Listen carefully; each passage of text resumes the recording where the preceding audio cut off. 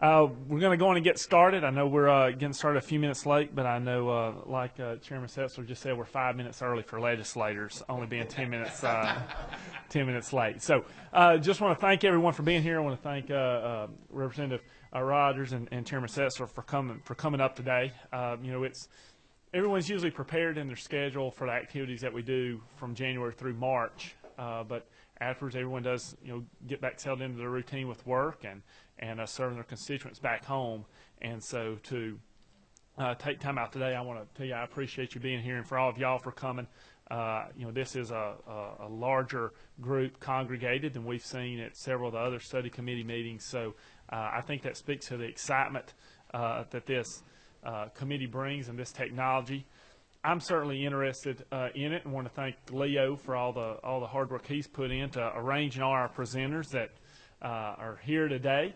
I'll kind of explain my background and why I got interested in this, and I know a lot of people wanted to know, how, why do we have this committee? Where did this topic come from? Not necessarily the ones of y'all that are sitting in the room, because I know y'all all understand the importance. But I first had this issue raised to me around 3 years ago by my county commission chairman at the time, a guy named Jason Ward. And he said, Trey, this is something that, excites me. I think it can bring opportunities not only for our community, but for our state and our country as a whole. And so I listened to him a couple times and started really diving in, looking at the technology. And what really got my focus to start with was just sitting on YouTube one day and pulled up one of the videos that featured the Google car that had where they showed a gentleman running errands all across town. And at the end, you saw him get out with a cane because he was blind. And that really spoke to me, because I grew up with a grandmother that was blind and saw her be dependent on others for a lot of activities, and especially transportation.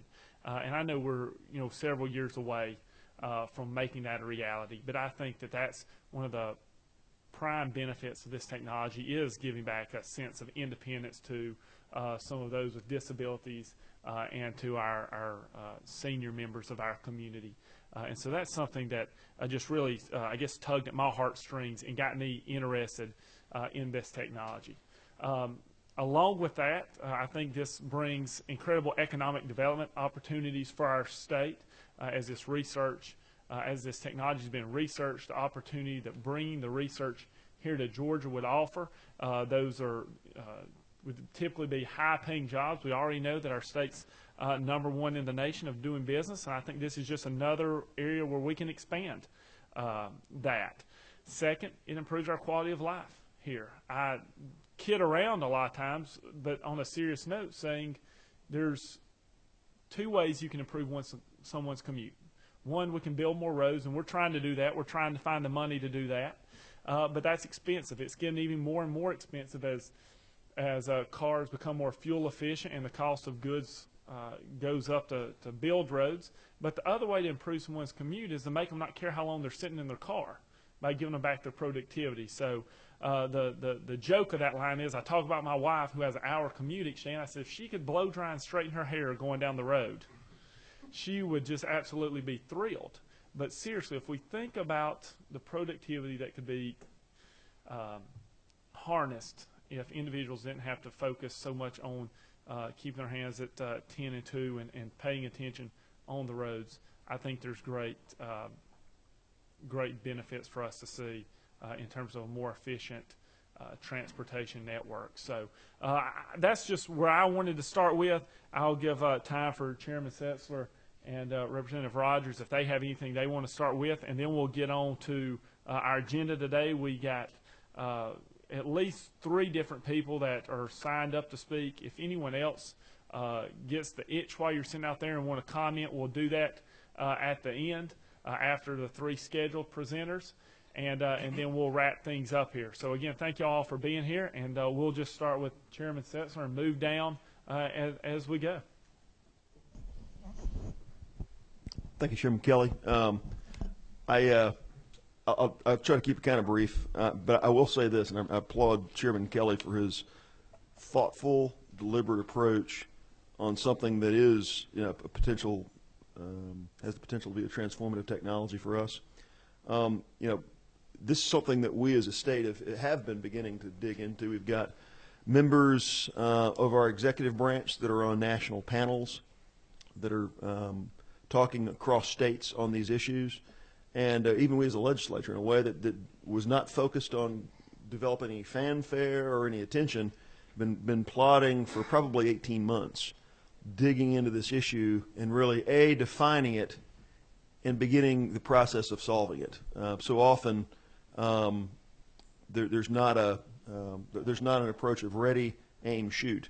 And I think there's been a real effort in this to define the nature of the issue so it can begin to be addressed. And I see some heads nodding because some of you have been part of that conversation. I will say from my perspective, and this is why I laud Representative Kelly for taking on the study committee effort, many states have kind of run out to want to do something on it. And there's a real tendency among legislators to, let's go do something, or let's send a message.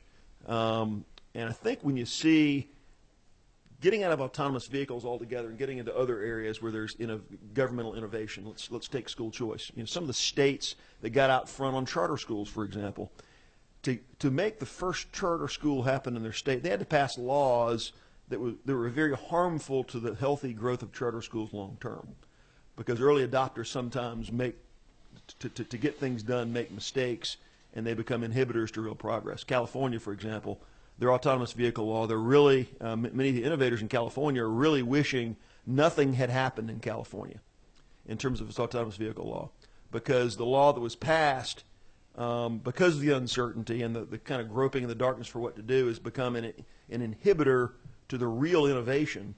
And that's where I laud Representative Kelly, who was about this time last year, we were talking about the possibility of dropping a bill to define the true nature of the problem, and B, first, do no harm. And I think as I've talked to many of you and Chairman Kelly and others, defining this problem, that's the last thing I'll say so we can go and get started with the hearing today, but the nature of the problem as we've been able to define it over the last 18 months as committee members and in the sector is one primarily of a chain of responsibility and what I would call surety.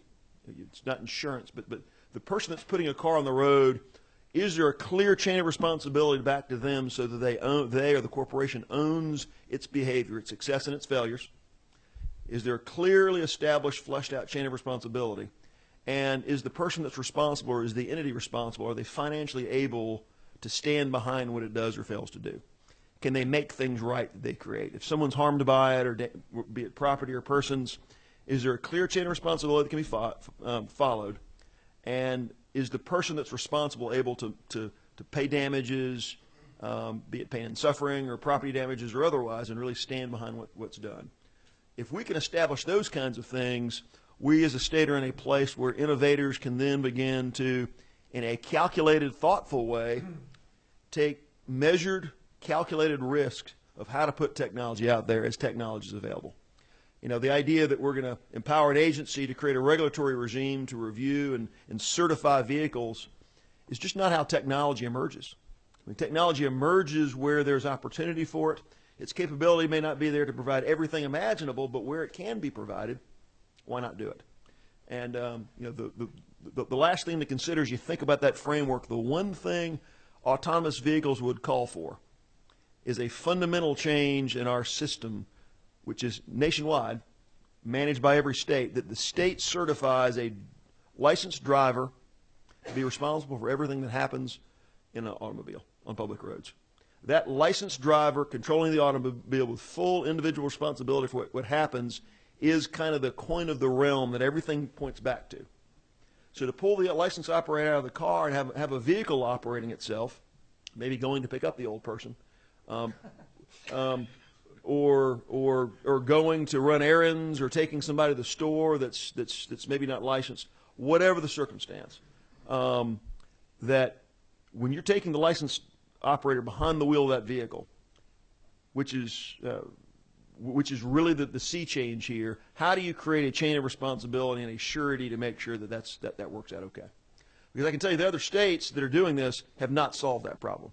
And I'm not diminishing what they've done, But the other states have a requirement for a licensed operator behind the wheel of a vehicle to be able to push the button and take over whenever they need to. So we don't need a law in Georgia to do that. You can get behind a driverless vehicle and sit there with a licensed operator and watch it happen, and if something bad's about to happen, push a button and take over. Our laws today allow for that. There is no statutory need in Georgia to be able to make that kind of testing happen. The real sea change is moving from a circumstance where there's a licensed operator in a car fully responsible to no licensed operator in a car, and how does the chain of responsibility and surety happen to make that workable, where the public can be protected if something happens. That is the nature of the problem. So defining that as such is the first and I think most important part of this committee. I think Chairman Kelly gets that, and that's why the approach has started with all the stakeholders to what do we need to do to put a structure in place where the public can be protected. Because even though I believe these cars will reduce accidents in some areas, there may be some other accidents that happen, and we need to make sure the public's protected adequately. And once we set that structure in place, and this is going to be my final remarks, once that structure's in place, innovators can take the calculated risks and say, hey, do I want to do this in Peachtree City? Do I want to do it only under 35 miles per hour? Do I only want to do it under good weather conditions? We should never regulate that, but innovators taking calculated risks when they're fully responsible can make those decisions for themselves and own the outcome, both the good and the bad. And it's really creating that legal framework that really is, I think, the ultimate charge of this committee, but we have a lot to learn before we can really go further. Chairman Kelly. Just a couple.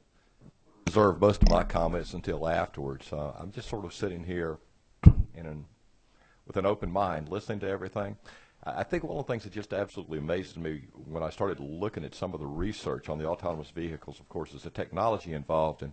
And Chairman Kelly made a point a second ago. He said, we all know we're kind of a long way away on this. I don't know that we're that far away on this. We're laying the groundwork right now. And the reason I say this, I had a situation that happened about 3 or 4 years ago, and I just want to share with you, and y'all are going to laugh, but I'm sitting there at home watching my 50-inch widescreen television with 300 and some odd channels on DirecTV, and we're watching a rerun of the show Cold Case, and a song comes on at the end, and I told my wife, I said, I know the name of that song. It's a Bob Dylan song, but I can't think of who did it. And so I wait till the end of the show. There's no credits saying who did the song. So I use my TiVo to rewind the thing and listen to it again. Still couldn't figure it out. Go to the laptop, Google the lyrics. The lyrics comes up, tells me who it is, everything else. Plug in my iPhone, and within 4 or 5 minutes of starting this whole procedure, I'm walking around with something in my pocket that's got this song on it. Now, for a kid that got really excited the first time he saw Bonanza on a color television and saw the map unfold in fire, that's pretty wild and awesome. So I'm sharing this with my kids, with my son, and my son looks at me like I'm the stupidest person in the world. He goes, why'd you Google it? I said, what do you mean? So he grabs my phone. He loads Shazam on there. He said, okay. So, so next time I hit Shazam, it pops it up and automatically connects me because he's got my iTunes thing in there. But the point I guess I'm making is that what we see from a technological standpoint, by the time that we finish these committee hearings, there will already be a number of different things that have happened that will impact the technology of autonomous vehicles. So it's moving very, very fast. And just on what Chairman Setzer said, when you talked about responsibility on a number of things, I think we're taking the first step right here because we have a responsibility to do this to the people of the state of Georgia. We have a responsibility from the research aspect to be looking at different things. We have a responsibility from the transportation aspect, and I think we have a very, very strong responsibility on the economic development aspect because this can really solve some problems for us. So I'm excited about this. I'm looking forward to hearing your presentations, and I hope to learn something, and I hope y'all learn something too. So thank you. Thank y'all both for y'all's comments, and y'all are both heading in the direction I think that our committee and most of the people out here want us to go. I was, something I've related back talking about the technologies. 20 years ago we walked around with briefcases that we called cell phones, and now of course we have them in our pockets. So I think it is moving fast. And so we're going to start with the presenter so that we can go on and get into hearing that. And I want to kind of ask each of you, I know you have prepared statements and presentations that you want to make, but while you're speaking today, I have a couple things I just want you to try to address while you're in your presentation. And that's first, what do we need to do as a state to help bring this research and this technology to Georgia? Second, what needs to be done to ensure that we conduct this research, and once the technology begins to be implemented, what needs to happen to make sure that safety, that we are doing it in a safe environment. On Chairman Setzler's point, what are your concerns in terms of liability? And in your perfect world, how would you address it? And then finally, in your opinion, when do you think this technology will be ready to go on the roads? So with that, we'll go to Bob Dallas, and who's one who, when I started talking about this, was right on board talking with me about it. I think we first started talking about this as Georgia State's groundbreaking. That's right. The new groundbreaking for the Georgia State College. Never miss an opportunity. College of Law there. So, thank you, Jason, for providing that venue for us. All right, it's all yours, Bob. Thank you, Mr. Chairman and members of the committee. It is indeed my pleasure to be here, and I was tasked with trying to bring together the concepts associated with safety and liability. And so in thinking about that, I came up with this title for my presentation, because when we look at autonomous vehicles, safety is one of the major drivers of the whole advancement of this technology. But as we know, and I'll get into in my presentation, liability, as has been correctly identified here by the committee, is always going to be a constant concern for the public at large. But I hope that when we get through this presentation, you'll get a better feel for these two concepts as they intersect, but also recognizing that the likelihood that today we will come away with the answer is low. Because as you have correctly noted, there are so many moving parts to this that we just don't know today. And I think that by this committee working and looking at the issues, it'll allow it to, over a period of time, not only as a committee but as a legislature, to work in such a way that the technology does advance, and that the ultimate goal here, which is, from my perspective, safety, is met while we take advantage of this great technology. A little bit of my background. Many of you all know me as the Director of Highway Safety under the Purdue administration. I also am an attorney, and so this opportunity to bring the intersection of law and technology vis-a-vis safety, for me, is a very exciting one, which is why I reached out to Chairman Kelly early on when I heard he had an interest. And when you have a legislature with an interest, you have an opportunity, so thank you very much for pulling this together. And just by way of background, that's what I do on my free time in terms of organizations. And what I think you'll hopefully notice is that they really deal with the quality of life. And at the end of the day, I think that this is a lot of what it's about. Now, let me just start off by saying, when you Google autonomous vehicles, you get 1,050,000 responses in a nanosecond, right? And that was as of a couple days ago. So it's probably significantly higher than that today. I will not be able to cover all of it. I did not read all the articles. However, I did read a lot. I try to read fast and absorb it. I'm waiting for that day when it can all be absorbed. I wanted that as a kid, you know, so that I would take the test and ace it, but that did not work. But the package that I presented to you identifies what I think are some of the important advancements in safety, as well as some of the issues that are raised on the liability side. So when we look at it, I'm going to give you the bookends of the issue. Well, there's kind of where it began. That's an old Model T, and as you can see, it's a reliable, cheap. The masses could own it, but people would say it's not very safe. And so what we see is, okay, well, if that's the bookend, what's the other? Well, you know, you guys identified Bonanza. I identify with this. This is really where we're headed. So somewhere in between there is where we are. And so the question then becomes, now what? And, you know, the start of it is really something like this. This is kind of what it looked like at the turn of the 1900s when the automobiles came on the road. And realizing that back then, policymakers, the public, manufacturers, all had the exact same kind of questions that you do today in their environment. And I think that's important to realize because we've seen how things have evolved, and perhaps we can learn from that. Now, over time, of course, we've seen that we've gone from the Model T to something like a Duesenberg, to a Chevy, to a Corvair. Why is that important? Because we saw the evolution of the vehicle primarily on, how it looks and, how the person feels in it. And so cars reflected their image of people during their time. Now, the Corvair is there for a reason, because as we will recall historically, the Corvair was seen as an unsafe vehicle per se. In other words, to get in it was unsafe. And if you look back at the advancement of highway safety in the United States, you probably can point to that vehicle because this fellow, named Ralph Nader, is the one that put the bullseye on this car and saying this is unsafe.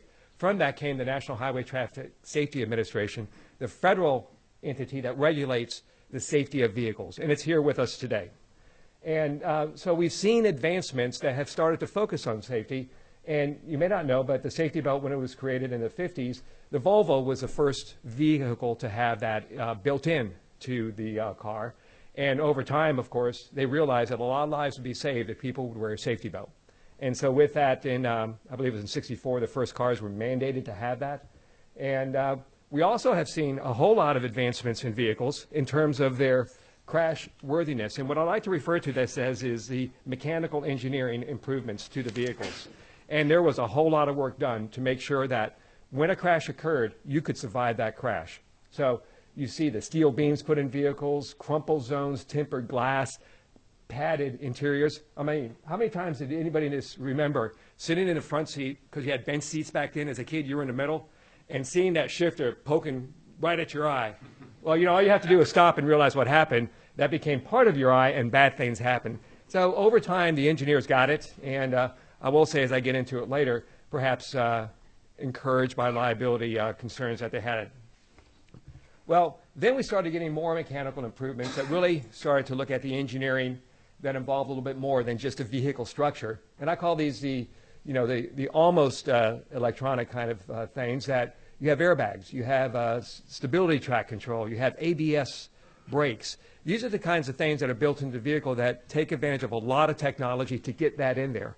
And what's interesting to note that, one time airbags, when they came on board, your nice, expensive vehicles had them, not the other cars. But over time, they became pervasive in the industry and mandated. And that's an important point to remember.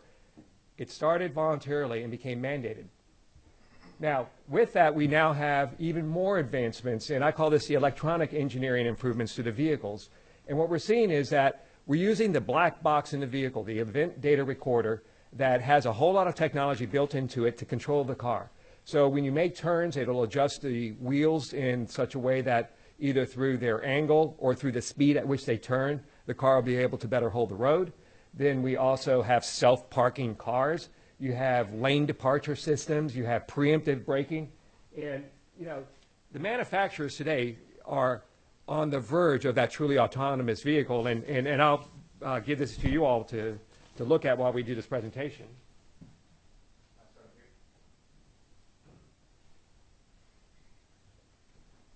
Not a day goes by without you and I reading in a newspaper, seen on TV, a new advancement on the high-end cars using technology in, I think, probably the best way, which is starting off with safety. So if you're drowsy, for example, vehicles will detect that and keep you, jolted to stay awake and hopefully pull off the road and take that needed nap. But what's important to, I think, understand is all these technologies that have come into play, the mechanical, the electronic, have significantly impacted our crash deaths in the United States. Now, I'm a behavioralist. I believe that you shouldn't drink or drive. I believe you should slow down. I believe you should wear your safety belt. And I don't believe you should text and drive. But I never, ever forget the fact that the advancements that we have had in highway safety, in great part, are engineered through better quality vehicles today. Let me just say this. If you have a kid, don't give them the old car. Give them your newest car. Now, parents would say, whoa, I'm not going to give him a new car. He's going to crash it, right? Well, folks, if he's going to crash it, do you want him to crash in a really new, safer car or a really older, unsafe car? I'll leave that to the parent. I know what I would do. Don't let him drive. No, give him the new car. But, that's the point, is recognizing that the advancements in technology today are really astounding, and I think we should capitalize that as this committee moves forward. Now, this is the next step, and this is really what we're here to talk about, and that is a truly autonomous driver. what does that mean? And we're going to go through some of the definitions of this, but, you know, we've all seen the Google car, and, you know, it's just astounding to realize how many, I think hundreds, if not million miles it has traveled throughout the United States and done so without crashing, without injuring somebody. And, you know, we step back and we're astounded by it. I mean, if you put a search into Google or any other search engine, you kind of realize, you know, all this information comes to you. Well, Google is taking that information and using it to create these driverless vehicles. Now, there are really two basic components when we consider autonomous vehicle, and that deals with the autonomy and control of the vehicle. What's that? Well, autonomy is the assisted, managed, and fully independent ability of the vehicle itself to be able to operate on the roadways. And so that would be the Google car. So some of the cars that we see coming online today have a whole lot of assistive capacity associated with it, but they still require a driver there. And, you know, so we have seen recently where GM is having a vehicle that will allow it to drive for a period of time without the hands of the drivers being on the wheel of the car. That's today. But it doesn't allow it fully as a truly autonomous vehicle would. And control consists of whether it's centralized or distributed. Well, what does that mean? Is the information totally within the vehicle, or is the information outside of the vehicle? And as we go through, you'll realize that you really need both to have a truly autonomous car, because you want vehicles that sense their environment, but it's well beyond that environment and other vehicles that vehicle has to consider. So these are the two kind of major breakdowns of what we look at with autonomous vehicles. And when we look at the vehicle, it's going to assess its environment, it's going to communicate with other vehicles. V2V is what they refer to as vehicle-to-vehicle communication. And it'll come down with information from cloud data, typically, where it is, what's around there, you know, the current Google information that you see from your maps and things like that, and communicate with the road itself. There'll be a whole lot associated with a highly technologically built road that provides information to that vehicle that will, for example, allow commuters to drive great distances over limited access roads. So, Bob, if you'll pause there just for a minute. Sure. Chairman Setzler has a question, and maybe we jump in here for just a second. And we'll kind of follow that format throughout the presenters. There'll be times where we want to just kind of chime in and ask a question. So not to interrupt too bad, but Chairman Setzler. Thank you, Mr. Chairman. Mr. Dallas, I would say, just for the sake of those in the audience, I know there's discussion about, you know, smart car, smart road, smart car, dumb road. I don't know that where I think the technology is certainly seeking to be, and it is in a base assumption that's taking on is the road not be smart, electrified, and able to send it message. You know, if it can, as a, you know, I mean, we're certainly not against the concept of a parking garage being able to send a message to a car saying, sorry, all the places are taken, or the only parking place is up on the 4th floor off on the left behind that little concrete column. That kind of thing certainly can exist. I think as an operative assumption going in those, so there's not confusion, and I know Chairman Kelly and I have talked about this, the idea that Georgia would have to have smart roads that are electrified, that the road infrastructure itself is an information system that has to talk to cars to make cars autonomous. I think that's not, I don't think that's within the range of reasonable assumptions as a starting basis set of assumptions. I think the assumption is you have to have a dumb road that's the roads we have today, and the intelligence is all in the car through GPS and sensors and all the different technology they bring to bear. And I wanted to make that point. And I think that's a very good point, because no matter what develops in the future, we will always have dumb roads. Yes. And so we can't ignore that. But I would challenge you with this point. It may well not be that we have to electrify the roads. It may well be that the systems we put in for managed lanes, aka towed lanes, serve that very point. Well, and I guess the point I'm making is not that there can't be something complementary from an infrastructure perspective, but I think if someone's a newly initiated person on this issue walking in the room listening to this for the first time, I think a base assumption we have to work with is we're not talking about a system that's dependent on roads that are special that can talk to it. The intelligence has to be in the vehicle itself. And I think the answer is yes. It's kind of like, is the right answer A, B, C, D, or E, and E being all of the above? For a vehicle, it may well be that in some instances where the roads facilitate it, it'll give you answer A, and in other instances where the roads do not facilitate it, it'll be answer D, and it just depends on the circumstances. So when I say the toll road, obviously we have the state's managed lane system plan. The governor broke ground yesterday on the expansion of 575 to create a new managed lane, new capacity. So the question becomes, as that road gets built over the next 4 years, will the tolling technology that will be used for that, and of course that'll be built into the structure because it's a managed lane, down the road be captured? Understand, captured. Not that the state invested in it, but that the technology developed by the private sector, knowing what that investment is, capture that and use it to facilitate the ability of that autonomous vehicle. I'm here to tell you the answer is I don't know. But I do believe that the technology will probably look into that as part of the process of evolution that we're going to see with this. And I think you bring out a really good point in terms of all of this. There's a lot of evolution that's going to occur that we really don't know the answers. We are constrained, of course, by budgets. We are constrained by the reality of our existing infrastructure. And we know the advancement of technology understands that very well, and therefore takes advantage of that in terms of developing technology that works within that reality. I understand. And I think we're violently agreeing, actually. I think we're hitting at the same thing. Just for purposes of some in the room, I think an understanding that the autonomous vehicle industry is moving forward with a set of assumptions. I think and not to suggest there's no research anywhere that's dealing with smart infrastructure, but I think the AV industry is moving forward with an operative assumption that the intelligence has to be in the car, right, not in the infrastructure, is a base assumption. So one of the handouts I gave to you all kind of addresses that. And RITA, which is the research arm of the Federal Department of Transportation, they're looking at the vehicle-to-vehicle communication, for example. And what that does is recognize that the vehicles carry the ability to communicate with each other to better understand how they operate next to each other. And that gets to your point. That doesn't involve any change whatsoever in the road itself or the technology with that road, but the vehicles talking to each other based on what they have contained within them. And so it capitalizes on your very point, and that's why I brought this article to really illustrate that you could do nothing road-wise. This technology is going to advance.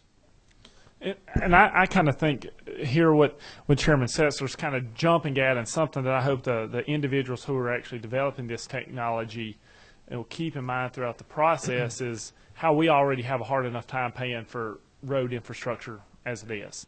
Now, I'm kind of under the mindset, you flash up that first picture of the implementation of automobiles onto our roads just when they were first starting, and the infrastructure of those roads looked much different than our infrastructure today. And I'm kind of under the belief that's not in my district. well, you can talk that up with your constituents. One of my constituents is the governor. And I think that as this technology develops, we may see a very different looking road system. If as we're developing the technology, we find something that's an easy tweak to our infrastructure, like the radars and the LiDAR technology picks up bright blue paint for our road lines better than white, or if our guardrails need to come powder coated bright orange. I think those are easy changes that would be value for us, and understanding that some of that may take place, but hope that all our developers of this research and this technology are making their developments on the assumption that we're not building our roads any different than the way we're building them now, because we don't have the money to do that. So that's just something to keep in mind. I appreciate Chairman Setzler bringing that up. So, well, I don't know. Is this anybody's district? I want to make sure I say the right things about it. But maybe over in Alabama. Alabama, that's right. Phoenix, perhaps. Well, and that's important because this issue was addressed over 100 years ago. I mean, you had a system in place that looked like this. Many a city was primarily pedestrian, horse-drawn and horses in terms of getting around. And you may have had some, train transit vis-a-vis rail car in the city, but for the most part, this is what it looked like. And as you can see there, you see vehicles that, are just horse-drawn. And so realize that that's the environment that the manufacturers of vehicles at the time, obviously widely dispersed and very small relative to what we see today, dealt with. So policymakers at that time had to consider things. And, policymakers being who they are and policymakers doing what they do, they figured they could fix the problem before the technology. And unfortunately, the technology got there first. And so what we saw is that, you get this mix coming in of new vehicles, so we've got to address it. So what they tried to do is to predict what would happen. And a lot of the laws that were passed at the time, and many of you all have heard jokes about them, are to slow the vehicle down, to make the vehicle noisy, to limit when and where the vehicle can operate, or hold that vehicle strictly liable. Because realize these vehicles coming onto the scene would scare horses. And so a lot of liability theories were developed out of these facts at the time. They knew this is what we had for history, is horses. That's how you got around, and that's how the West was won. But this new thing is kind of changing the dynamic, but folks were relying on old perceptions of that liability. And that's a key point here, because that's exactly what you face today. So I will have to say this, and I have articles for you that really do a good job of discussing the legal framework much better than I could. So as a lawyer, we do what we do best, and that is cite authority. And there are 2 law review articles from Santa Clara that kind of set out some of the legal framework issues that I think are thoughtfully written. And I think they're thoughtfully written because once they identify it, they're not really saying this is the way to go, because they're acknowledging they really don't know for sure. But this is a good way to, I think, kind of get your mind around some of the legal liability issues that exist with respect to autonomous vehicles. I will try to summarize some aspects of that, but realize it is nowhere near what you will need to know at the end of the day, which may not be this session or many sessions from now, but that the community is considering. Well, under the old environment, eventually laws evolved, and so we have standardized driving laws for the most part throughout the United States. And here's a fella back then, probably making a left-hand turn signal, I hope. And but it's just kind of the thing where nobody puts their hand outside the window anymore, do they? I mean, my gosh, you don't want to have it lopped off. And so even though we had laws on the books that say put your hand out the window back then, people would lose their arms and hands or get severely injured. Bad law, but we wanted to signal to the world that we were making a left turn. Now we have blinkers, and now we are Atlanta. We don't necessarily use the blinkers, but we do have blinkers on the car. And the liability, as it developed over these many decades, apportioned the responsibility and liability between the driver, the manufacturer, and the jurisdiction.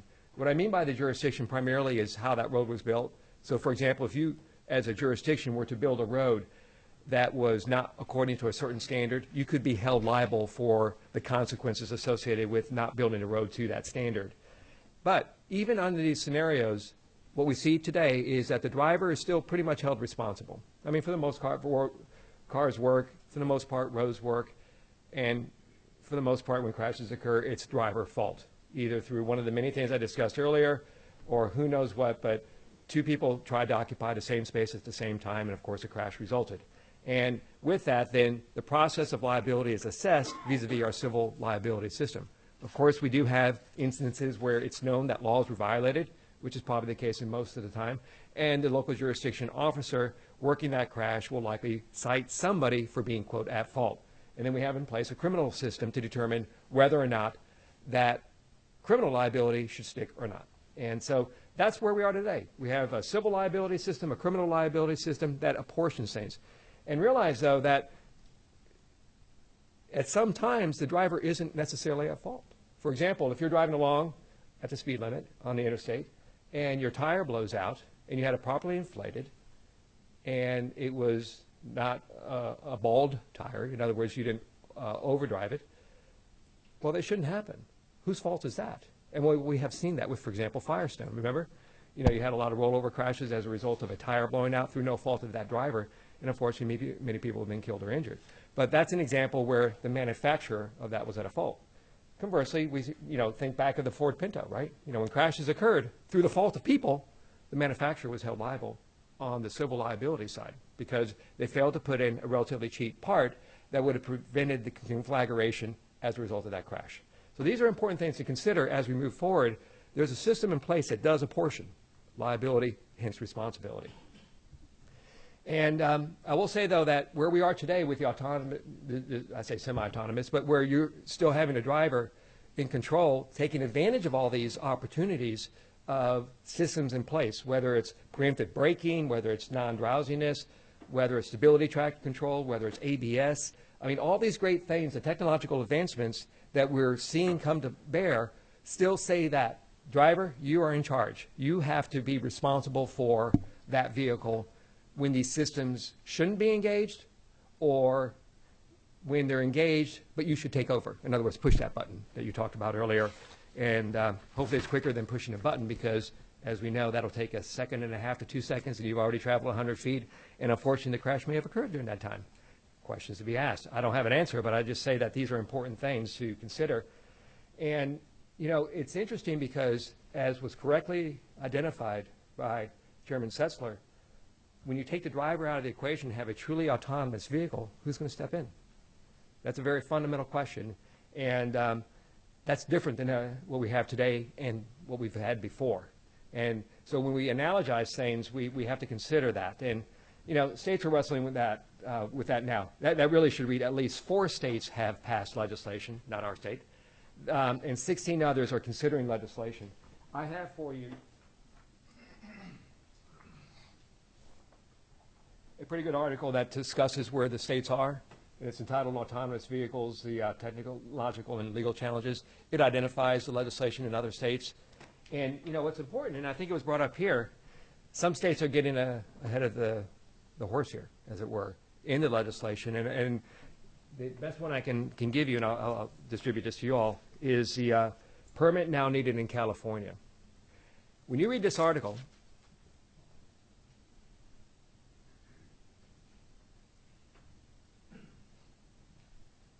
what you see is the state of California said, well, you know, we ought to lead this to the DMV to come up with the proper rules and regulations to advance this. Well, you know, one can question whether it was proper and appropriate for a regulatory body to assert the control is that you have to have a specific permit for this. There are so many additional restrictions on who can, quote, be a driver in a driverless vehicle that, you know, you hearken to the days of when cars were coming down the road and we had horses and buggies. We're just going to pass laws to make it so that, whoa, we're slowing this down. And you wonder if that's really necessary or consistent with the advancement of technology, which, remember, is designed to make our roads safer. So, again, you look at the other laws that exist and the other ones being considered, they all really say this, that we're going to require you to be responsible for that vehicle, even if it's driving autonomously. And I don't know. I mean, that's a question that is begged, because if I'm turning over to the vehicle the control of it, and then I'm doing something else, I'm a truly distracted driver, right? I mean, you know, I know nobody here has texted and drove recently, certainly not since the law has passed. No. So we see, they're all compliant with that. That's very good. But, you know, think about the fact that if you're turning over your vehicle, your mind's going to be doing something else. And you may be reading, you may be, you know, texting or looking at some work. You may be doing other things like, you know, shaving if I was there. I got an electric vehicle, I'll have an electric shaver, right? So, you know, these are the things to consider, because you're not going to know about the hazard that is immediately upon you. I mean, I hate to say this, but if I know a hazard is coming as a human, I try to avoid it. Yet why do crashes occur? Because we're not anticipating at that split second the intersection of two vehicles at the same spot at the same time. And these are things that we have to consider with our law when we say the driver has to be in control. What you basically said is, well, we're not really going to allow that autonomy to occur as it could at some point in the future. I'm not saying we're there yet, but at some point in the future, I believe we will be. So, you know, the driver's accountable, and here's a good example. I mean, if somebody stepped out in front of that vehicle, in today's environment, we say, you should have stopped. But if you're looking at something else, you wouldn't stop, because your time from detecting to reacting and all the time it takes to stop would not allow you to stop in time. So that's where these technologies hopefully will take over. And I ask this simple question: is that the right answer? Is it the right answer to say for the driver, you still have to be in charge of all that technology that you may not even know is there or how it works? You just know it does. I mean, I don't know how to fix my car. I know when I turn it on, it goes, right? Based on my driving skills, of course. So this is kind of where I look at it is, should we continue to blame the human when the machine may be better? I'm not saying we're there yet. Don't get me wrong. But I do believe the industry is moving in that direction as best as it's able because it understands clearly the safety benefits that we can get. If we get to that point of safety being the conclusion that it's better than a human, then at what point does the pendulum kind of shift? And how does it take into account existing everything, existing roads, old cars, and things of that nature?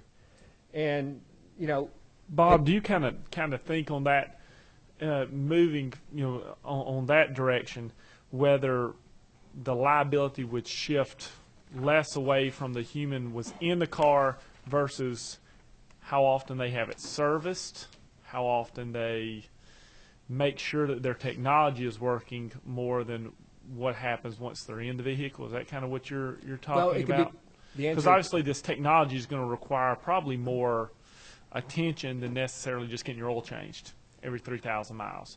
And that's kind of what And that's a very good point, but the technology and its ability to let you know that it needs to be serviced, or if it's not serviced, to not engage, is, I think, probably one of the factors that would be considered by the industry, because certainly if the system's not working to prime in the future, then the manufacturers of that system don't want it to be used because they've kind of stepped in for that driver because of the point that Representative Sessler pointed out is who's responsible. It sounds esoteric, but these are some really important legal questions that have to be addressed. And, the rubric of is a driver responsible, is the manufacturer responsible, is one that I think has been addressed in the past. I'll give you a good example. If I crash a vehicle at 7 miles an hour and the airbag goes off, and then somebody's injured, who's responsible for that? Now, is the vehicle designed to have that airbag go off at 7 miles an hour? If the answer is no, it should be 10 miles an hour, let's say. Then there would be responsibility upon the manufacturer of that airbag. Now, I, as a driver of that vehicle, who here has ever serviced their airbag that hadn't been in a crash? I mean, driving a 15-year-old vehicle, you have an airbag. Have you ever had it serviced? Probably not. Yet that technology is there, and does over time it degrade to the point that it's now setting off at 7 miles an hour or 5 miles an hour? Who's responsible at that point? Now, there are legal theories that are available under products liability law that says if I warn you that if you don't service it, these things will happen, so therefore exonerating the manufacturer, that may come into play. And these articles talk about that. They do a good job of identifying the, quote, defenses in the environment where technology steps in, where a manufacturer may otherwise be held responsible. So, for example, if I have an ATV vehicle that I'm manufacturing, I'm going to warn the purchaser of that vehicle that they can be dangerous. Don't do the following, so that when you do, and a crash occurs, the manufacturer is not held liable. Chairman Rogers, got to jump in here real quick.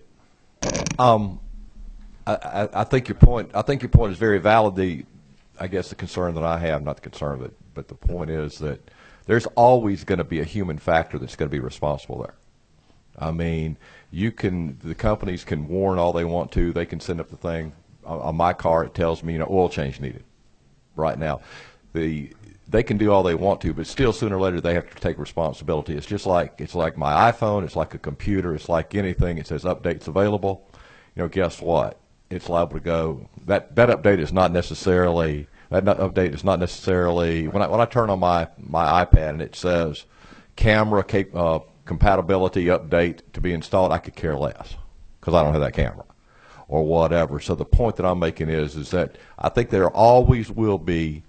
I think we're tending to get away from holding ourselves accountable for our actions in a lot of ways, and maybe this is a philosophical thing, but sooner or later you have to hold people responsible. You can't just have the manufacturers or the machine responsible for that. Well, and you bring out a fair point. I would suggest to you that it's still a continuum, and today's environment is the driver that is largely responsible. There will be mechanical failures that occur. Let me give you a good example. You may have read about this. Just happen to have an article here.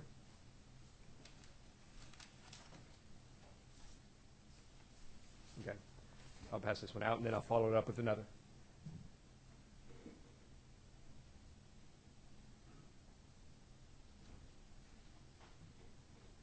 Barely a day goes by that you don't hear about the GM ignition switch. Now, you think about it, that's not technological. Well, there's a degree of technology involved in the development of the engineering associated with that, and a whole host of breakdowns that occurred from which crashes resulted. And many of those crashes still involved a lot of driver error, yet there's going to be liability associated with that to some degree with GM and its manufacturing process of that. And of course, you know, you can reach your own conclusion about that, but that's an example where a manufacturer is being held liable for a defect. And that's what these come down to. So for, let's say, a fully autonomous vehicle in years down the road, let's say something's not done that the driver should have done, like taking it in to be serviced. It may well be that the system doesn't work. It turns off. You are now only able to drive this as a traditional, fully engaged driver. Exactly. In other words, it's not going to do its thing. You can push that button all you want and tell it to go, you know, to the grocery store. It's not moving. Whereas yesterday it did. Well, why is that? Because you didn't take it in. So I'm not here to tell you how, in any sense of the word, the technology will develop. That's what Georgia Tech and Georgia State and all these really smart people are here for.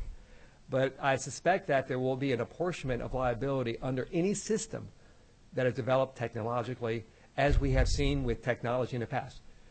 Good example, and the articles talk about autopilots in airplanes. Who's at fault when the plane comes down? Planes don't normally come down. Who's at fault? Now, we have in place ideas that the pilot should be involved. Well, you know, there's been liability held for the manufacturers of those systems for their failure, even though there was a pilot who should have been involved. So these are other examples of things that exist today from which the liability and responsibility will evolve. Now, Chairman Setzler, you had some thoughts here? I was just going to highlight what Bob was saying. I mean, the product liability that exists today for automobiles wouldn't, in theory, change. If a tire blows out and it's linked back to a tire manufacturer, that still applies. If it's some other system, I mean, you've got the product liability structure for the equipment itself. I mean, I think whether it's an individually owned car or whether it's a fleet-owned car that's owned not by an individual person but a corporate person, as it were. I mean, the legal challenge with autonomous vehicles versus existing vehicles is the replacement, would you agree, of the individual operating the car while it's moving. That's the difference, because all the product liability things that exist with the mechanical functioning of the car are going to continue, and they will grow to supplant the individual responsibility as the driver, but as those grow, those have to accrue back to an individual owner or to a corporate owner, so that there is that unbroken chain of responsibility. There cannot be a circumstance where someone's harmed by it that there's not some remedy. Well, and I think that's a correct assessment, and exactly how that will fall is open to anyone's guess today, but it will evolve over time.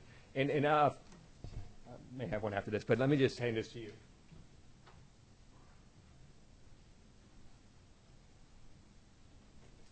Oftentimes we hear that, well, just let the regulators define everything and they'll take care of managing it.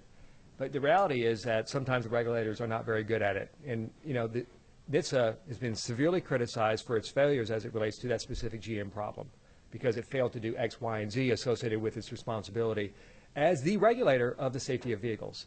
And so those articles talk about the acting administrator being grilled by Congress for that failure 2 days ago. And so these things continue, and it probably will continue as technology advances. So these are more challenges, again, in terms of who guides how this technology gets implemented that we, the public, use in general. Now, the here's your point, Representative Setzler, and that is if the driver's removed, who or what steps in? And, you know, there's a couple of manufacturers out there. And I think what we will see in time is as more of that technology comes into play that removes the responsibility of that driver, and that's the intended purpose, and then something bad happens, the question is, all right, is that a responsibility of the manufacturer or not? Now, we're not sitting back here saying, oh, we need to blame the manufacturer for everything. I don't think anybody's suggesting that at all. But I do believe that the questions are important because, if we're asking who engages, in other words, when the autonomous vehicle is warranted and I as a driver engage it, and then when it's not warranted, yet I engage it again, like for example, there's really a bad storm, you shouldn't do these in bad storms as a warning. Am I responsible as a driver? You shouldn't be doing this. And so these are all fair questions. And I think if we really want to get back to finding some of the answers, we probably need to look back historically a little bit and let things evolve in a sense. And that is that there is going to be an apportionment of liability as technology develops. And it always has been that way, I think, fairly. I know many times legislators or policymakers, as they be regulators, have tried to say, we're going to make you do this. Sometimes it works, sometimes it doesn't. But I do know that there are theories of law that do apply with respect to products liability and negligence that over time have done a pretty good job of apportioning things. Now, is there a risk associated with that? There well may be. And the question is, I think from a legislative policy position, is ensuring that the chain of responsibility is never, ever, ever broken. That's always important because once you understand consequences, hopefully it can be used to create predictions and therefore control behavior and making sure that things are done right and that everybody knows what the rules of the road are. And bottom line, though, is today I could not even begin to tell you how it will end up. These articles, I think, do a good job of assessing that. I think the questions you are asking are important and key to supporting a technology that we know is going to develop for our purposes. And, so oftentimes we're misguided. And I think California is a really good example of that. With, a few years ago I thought, well, that's a good idea. Give it to the regulators. They understand this stuff. Well, they do, but you got to understand something else. There's a growing industry here that has a very specific goal as part of its DNA, safety. And if you take that away, then, from a highway safety kind of guy, you're taking away the opportunity to significantly improve the safety of our roadways. Now, set aside the congestion improvements, the environmental improvements, the quality of life improvements that are all discussed in the articles I gave you. I come at the table first, safety. Now, that's not the goal. The goal is to get there is to get there, but I want to do it safely. So these are important things that, technology at some point oftentimes becomes really successful. That policymakers say, you know what, if we don't have it, that's bad. Airbags is a really good example. The windshields and all the glass in a car has to be tempered glass. The steel beams, I mean, all those are mandated today, but at a time they were not. And let's see, my last article I'll give you.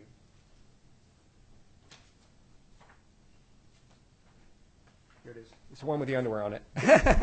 That's the ad. But Bob, to a point you just made while you're looking, you talk about regulators being put in a position to try to certify something as safe. I mean, there's a, if you understand what industry seeks to, and I'm saying this as a person who's in the private sector myself, most of the time when I'm not here. It's natural for private industry to want a regulator to look at what they've got and say, yes, this meets the standard, you can put it on the road, it's certified as safe. Because then there's really this sort of transfer of responsibility that says, hey, I've been certified as safe, I can move forward and I can operate with a level of sort of legal protection. What the challenge that puts on regulators, though, is fair-minded, honest, hard-working people within our executive branch. They look at something and they scratch their head and they would say, what standard am I certifying this against? If there's some standard we can apply and is standard criteria, does this meet the criteria? Yes, yes, yes, no, no, okay, no. If there's a standard criteria they can apply, then it's fairly straightforward to exercise that responsibility. If you're in a circumstance where there's an evolving and emerging marketplace and emerging standards, I think a regulatory approach is what I would call a fool's task. There's no way that we can ever, with confidence, say, yes, this car is certified as safe. So the idea that we're going to create a panel of experts, whether it's at GDOT or DDS, I'm sorry for bringing folks into this conversation, Georgia, wherever it would be, we're never going to be able to take a regulatory approach and ask public officials to certify an autonomous vehicle as safe. The only way this is really possible, I would argue, is to create this, what I'm calling a tort approach, a legal framework where individuals and investors, the people who stand behind what they do, make calculated estimates given proper application and apportionment of responsibility to say, can we put this out there and own everything that it does? Right. The idea that whether it's Louisiana or California, take a regulatory approach and task a department to certify cars will never be there. Now, 25 years after it's established, will standards have emerged such that something like that could perhaps begin to take form? Maybe, but certainly not as something emerges. That's why I think the idea that a regulatory approach is 180 degrees from the direction that we've got to take if we want this to be doable. It takes the hard work you're talking about, is figuring out apportioning responsibility and never breaking the chain. So. Well, and it's interesting you bring that up because it's, in this article is in your package. It's from the English news, or excuse me, the Christian Science Monitor. It basically is an English writer saying, in America, are they just going to outlaw regular cars and only have autonomous vehicles?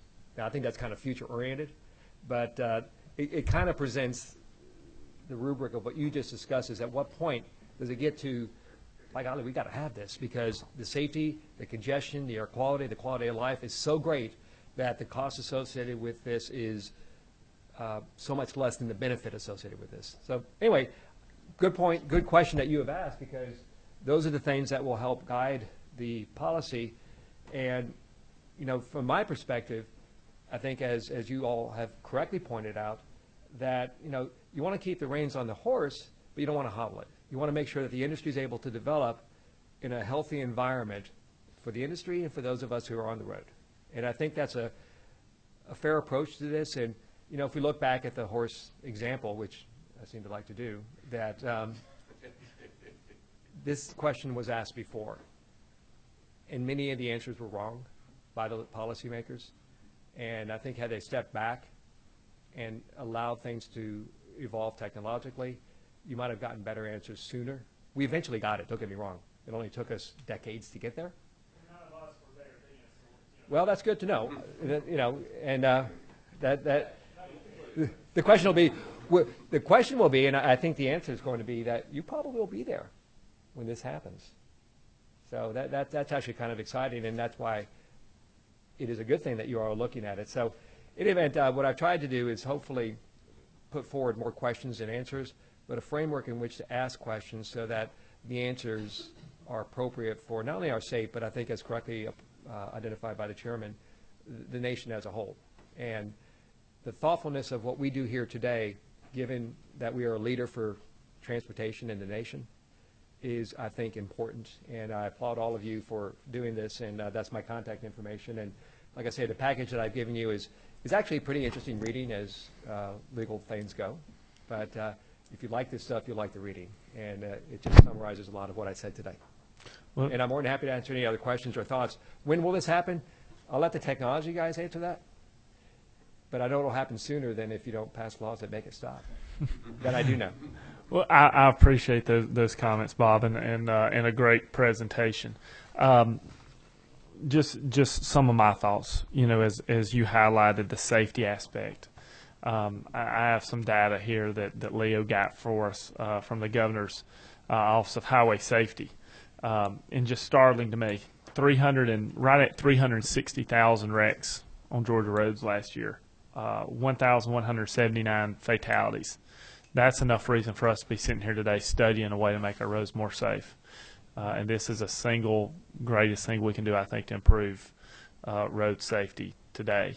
So I appreciate you highlighting that as well. That's the only thoughts I have on your presentation, greatly put together. I don't know if either of my committee members, y'all have any other thoughts for Bob? Bring them on. Where'd I get the bow tie, right? Or why am I wearing a sea sucker after lady? All right. All right. In conclusion, give us the first name of all the Jetsons and the dog. Oh my gosh, George, Betty, Leo. I forget. I think it's Judy. You know. Elroy. Elroy. That's right. Elroy. Yeah. And Astro. Astro. When did you watch that? Here's my problem. I appreciate it. It's basically I grew up with that. sprockets, you know. But anyway, yeah, that's a good one. By the way, this is not part of my topic, but I saw this article yesterday. You all mentioned the cost associated with the infrastructure itself. I'll bring this up there. There's a debate going on as to who should pay for that infrastructure, who should make this internet of the real roadway, you know, pay for these costs. And that's a very important one because we're talking about billions of dollars in the nation of improvements. And I don't have an answer for that, but I do know that an article like this raises that question really good, so I'll leave that with you as well. If you follow the assumption that you have to have a roadway internet Here we go. versus the smart, we'll continue the conversation about that. Well, I think you're going to see both, and I think a lot of it will be natural evolution and recognizing that there's a lot of intersections between the two technologies of the vehicle versus the infrastructure that will marry and that they'll benefit off of both. And never forget, I mean, we those of us who believe in the capitalist system, there's money to be made here, obviously, from the new vehicles, from that infrastructure, from the safety gains, from the quality of life improvement, for the improved air quality. There's a lot of benefit that sits out there with this technology being brought to bear. Well, again, Bob, thank you for your presentation today. We've been in here, been at it a little over an hour here. If we're going to take a short 5-minute break or less, we're going to get started back here 10:20, 10:21. It's 10:16 now, so 5 minutes on the dot, and we're going to get back at it. But I know we need just a short break. All right, if everyone can kind of get settled back, we're trying to stay on time here and give all our presenters the opportunity to speak. Just a couple announcements of how we'll be going in order here. Next, we have Jerry Jenkins, and then Chris Carpenter, and then we're going to finish with the Georgia Tech. For our ones that have already planned on talking today, for anyone who's here and wants to speak, add anything to the conversation, we have put a sign-up sheet right here on this middle table. If you'll sign up when we finish with the presentations, we will kind of just go down in order of that. So feel free to get up and do that. And with that, we'll get back to it. And Mr. Jenkins, it's all yours. All right, I'm glad to be here. Before we start, I apologize. I thought we would have capability to have it up on the screen. So I do have a couple, not many, extra copies of my PowerPoint presentation for anyone who would like to read along. It's not that interesting. So not all at once, so I will pass them around. All right. So to tell you a little bit about myself before I begin, before we start, first of all, I'd like to thank the committee. I think it's very progressive what we're doing here in Georgia. Thank you so much, Chairman Kelly, Representative Rogers, Representative Sessler. Leo, thank you so much. Tell you a little bit about myself. My name is Jared Jenkins. I'm a native son of Georgia, born here, went to Chapel Hill for undergrad, came back for Georgia where I got my law degree and my Master of Public Administration. My practice is in Midtown. I'm at Crevelin and Horst. I've been there 2 years now. We're a general business litigation firm, but my practice, I'm trying to build a practice as a young lawyer, something that will grow with me throughout the years. It involves Transportation 2.0, that's autonomous vehicles, electric vehicles, and ride-sharing programs. So those are kind of like my 3 particular areas of interest. So let's go ahead and get started. Bob did a really good job with the kind of like the background of autonomous vehicle stuff, so I won't bore you all with too much of the details. But what is an autonomous vehicle? As you all know, it's a combination of software and hardware, such as LiDAR, that replicates human driving functionality. It can replicate the steering, acceleration, braking, and reversing of a vehicle. Autonomous vehicles can operate with or without, as you all know, a human operator present.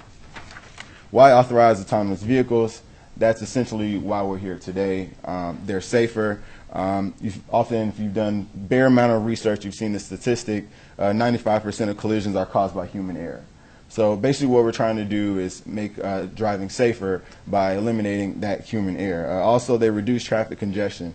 This is not so much I know Representative or Chairman Kelly talked a little bit about this, about his wife being able to blow dry her hair in the car, but and the ability to multitask is one of the huge selling points of autonomous vehicles. But also it's about, because with the LiDAR technology, I know Google's LiDAR does about 5 rotations, or revolutions rather, in about a second. So it's collecting that much data around its environment at all times. And by able to do that, cars are able to drive closer in proximity to one another. Now, I hate to use the movie I, Robot as an example, because we all know that I, Robot was about robots trying to kill humans. But nevertheless, that's probably the best example I can give you about autonomous vehicle technology. You notice that the cars are packed in. They drive very closely to one another. Now, this can or cannot work with vehicle-to-vehicle communication. When we talked a little bit about that, my presentation is only about a self-contained autonomous vehicle system. So we're not talking about road trains like what Volvo has. We're strictly talking about the technology within your particular vehicle. They reduce the need for multiple family vehicles, kind of like the Jetsons effect. You have, drops one person off, drops the next person off, comes back home. It's better for the environment because there's fewer cars on the roads, stuck in traffic, and reduces carbon emissions. Further reasons, provides greater mobility to elderly and disabled individuals. We talked a little bit earlier about the Google video with the blind individual. We also talked about the benefits to elderly individuals who may need access to transportation to get to pick up their medication, to go to a senior center or whatnot. Also, of course, they're good for the economy.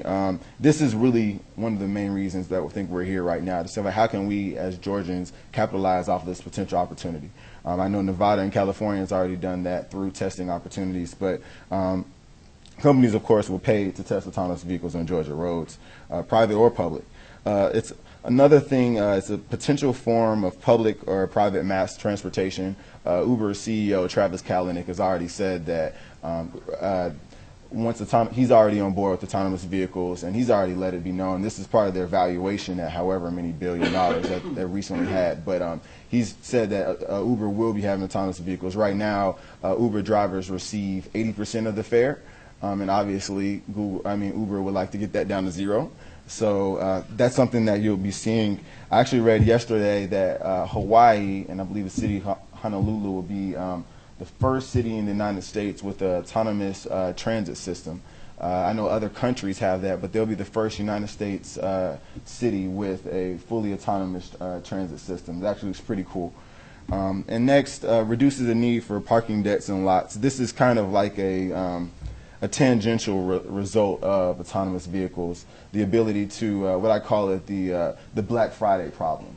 The hardest problem on Black Friday is trying to find a place to park, right? So instead of just spending an hour trying to find a place to park, you get dropped off, send a car somewhere, and it comes back and picks you up after you had spent a lot of money. All right, so what does the federal government have to say about this? We've already talked about what other states have done, but let's scale back and say, well, what do the feds have to say about this? Because ultimately, they're the ones calling the shots.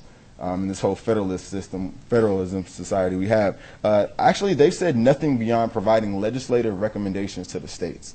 So basically the feds have said, states, we don't really have an opinion. This is too nascent of technology for us to do something about it. We're going to leave it to you all, but we are going to provide you with some guidelines. The National Highway Traffic Safety Administration has propounded guidelines for the states from level 0 automation to level 4 automation. Level 0 being the cars we have right now. I don't have a car that has active parking assist or lane maintaining technology. If you do, that was probably somewhere between the 1 and 3. But most cars we have on the road right now are level 0 automation. And it's a gradient all the way up to level 4 automation, which does not even require a human operator present. And that's the gold standard, at least for Google and companies that are really trying to make this technology happen. The National Highway Traffic Safety Administration recommends states that authorize autonomous vehicles do so for only testing purposes only. So, and I think that's really what we're here to talk about, testing. We're not talking about put these on public roads yet. Yeah, exactly. We're only here. Oh, okay. Well, I'll let Chairman Setzler jump in okay. right there. No, I say that, and I don't want to be. I'm not being I don't want to be confrontational. Of course. I think the bullets here that NHTSA recommends, only for testing purposes. What does that mean? Drivers should always be able to take over. It does not recommend level 4 automation for the general public. this goes right to the heart of the issue. The Correct. issue is from a regulatory, if you take a regulatory approach to this, where NHTSA is in the business of saying, this kind of tire is safe. This kind of airbag is adequate for safety. This kind of seatbelt has the strength and the ability to, quote, protect the public. Correct. Regulators, by definition, who certify things are tied only to, and they're bound only to, things they can guarantee. There's no way for a regulatory agency to say cars are ready, autonomous vehicles are ready to be on the road. Any more than the federal government could say in 1993, this level of IT protection is sufficient to make sure your computer doesn't get a virus. Or that for internet security, for banking purposes, you have to have this, and this, double authenticated passwords, scrambled this. They couldn't do that in 1993 because internet banking for consumers was just beginning to emerge. And the point I'm making is I think the NHTSA's remarks here prove this is an undoable thing from a regulatory scheme where the government's going to certify things as safe. So what NHTSA says with respect to, well, it's only for testing purposes, no, that's not true. I think that's not why this committee exists. And it's not directed at you, Yeah, but not the at all. remark in general. This is not just for test purposes. And the challenge is not just to create a vehicle that has a licensed operator behind the wheel, because that's not an autonomous vehicle. Correct. It may be able to run itself, but if there's an operator behind the wheel of the vehicle that can take over, that's not autonomous. That's Correct. not what we're talking about. Correct. And just and to go to the point, that's what we're talking about is that's level 4 automation fully. You don't even have to have a human driver. Obviously, they contemplate that. I'm only kind of going through an overview of where things are right now, and also providing what their recommendations are, just kind of for you all. And it's great you're doing it. And the reason I jump in is not you being the messenger, but the fact that this is proof positive why a regulatory agency that certifies things as safe can never be the vanguard that makes this happen. We're not asking NHTSA to say these things are safe. What we're seeking to do is create a structure where there's a framework of legal responsibility, because until 15 or 20 years after this gets on the road and is used everywhere, and a standard of safety is established that is commonly understood, then and only then can a regulatory agency certify something as safe. Yeah. So I want to draw that clear distinction for folks who might not have spent much time digging into this, but this is the challenge of why we cannot ask a state agency to certify something as safe. Or we cannot depend on NHTSA to say, hey, when NHTSA says it's okay, Georgia can go do it. That's an impossible task. So, and I appreciate you highlighting that. I just want to make that point. Well, as a point of personal privilege, I will say that I didn't know what to expect today or whatever else. I didn't know if how much information you already had on that or kind of how forward think you all. I'm glad to hear that, because I at the end I provide some recommendations. In all honesty, some of them are low-hanging fruit. I mean, I want to go all the way with this just as much as you do. I just really didn't know going into this, how much, I'd be, but that is good to know.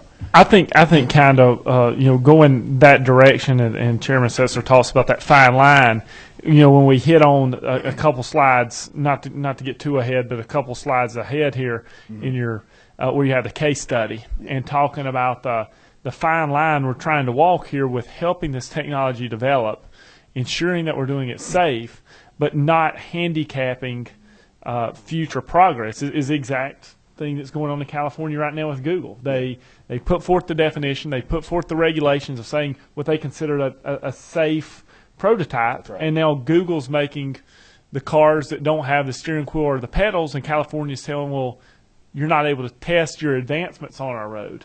Now, so they're forcing them to this airfield, and I think that's the challenge that and the pitfall that Chairman Setzer was hitting on with NHTSA, was that they've put forth almost what they consider safe and doable, and California did as well, and it's now hampering the growth of the industry, which is what we want to make sure we're avoiding in Georgia, but making sure we're doing so in a level that still provides safety for our citizens. So I'll let you jump back in Okay, here. no problem. Just moving forward, NHTSA recommends a driver be available to take over. We'll talk about that and how I feel about that. And of course, NHTSA does not recommend level 4 automation for a general public. Okay, so which states have already authorized autonomous vehicles? And this is really just legislation on the subject matter, but we have Nevada, California, Washington, D.C., and Michigan.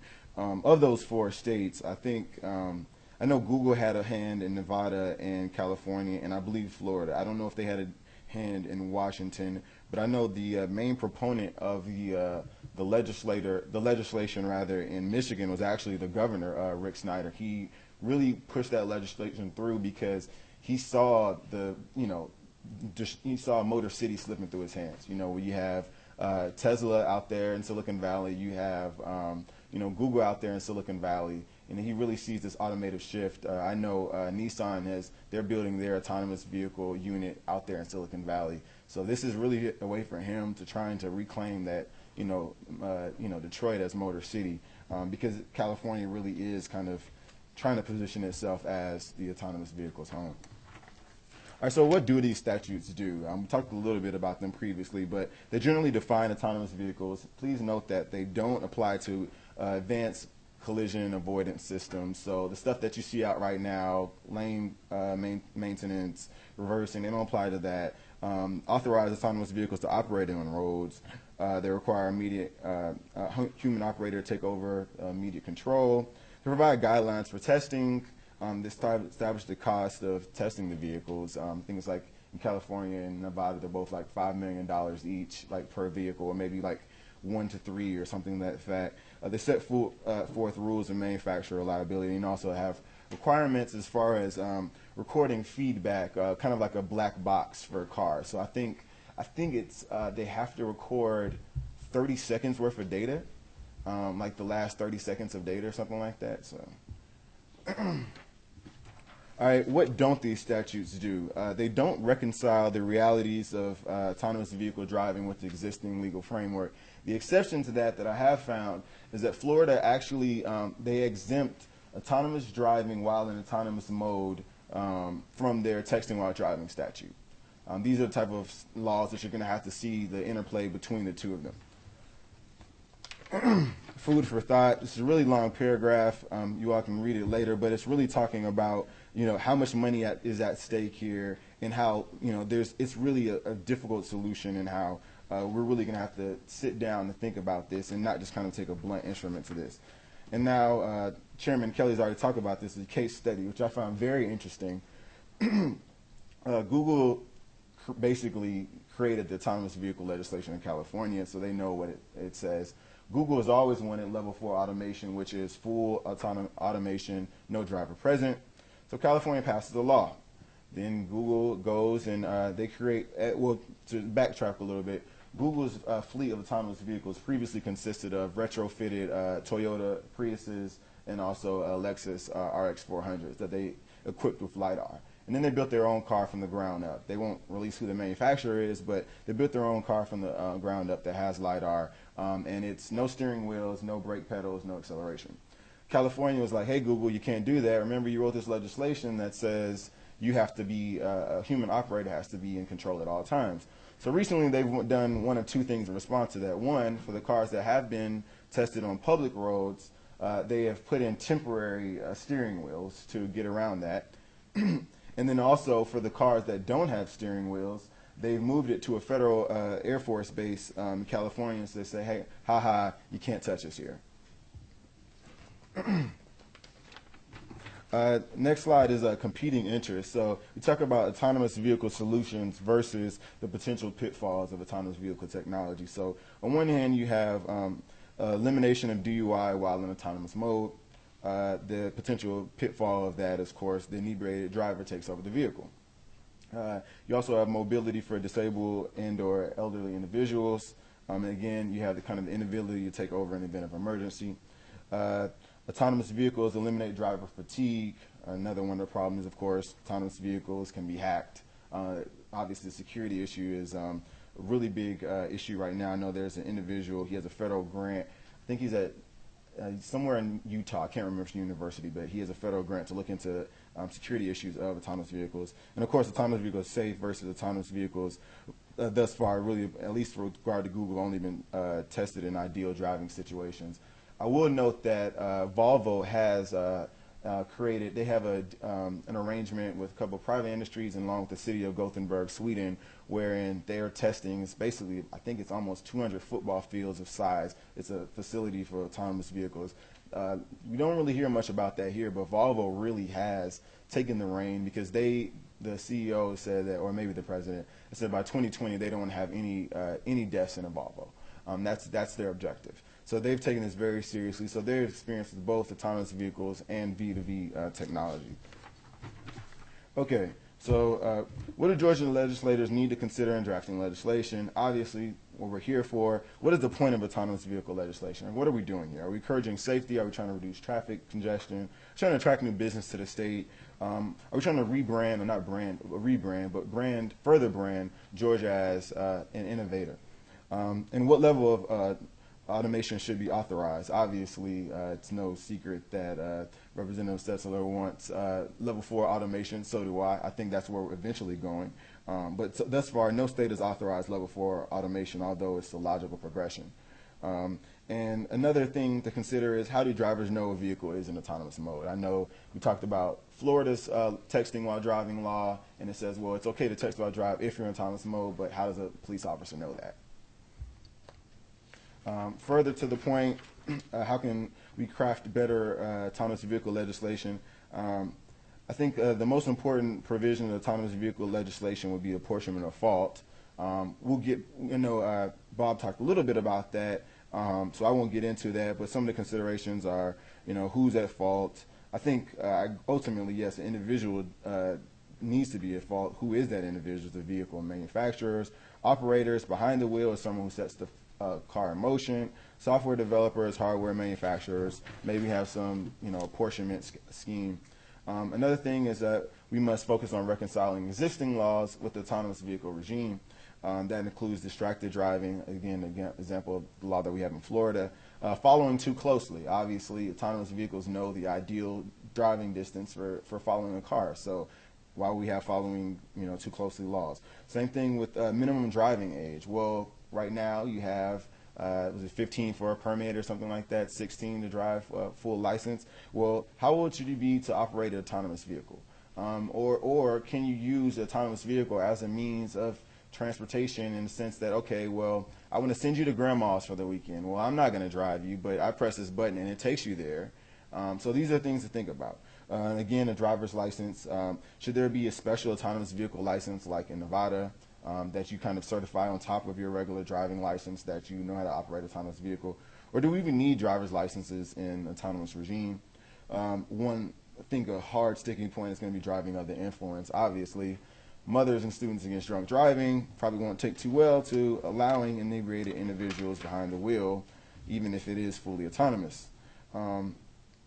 Next is clarifying testing requirements.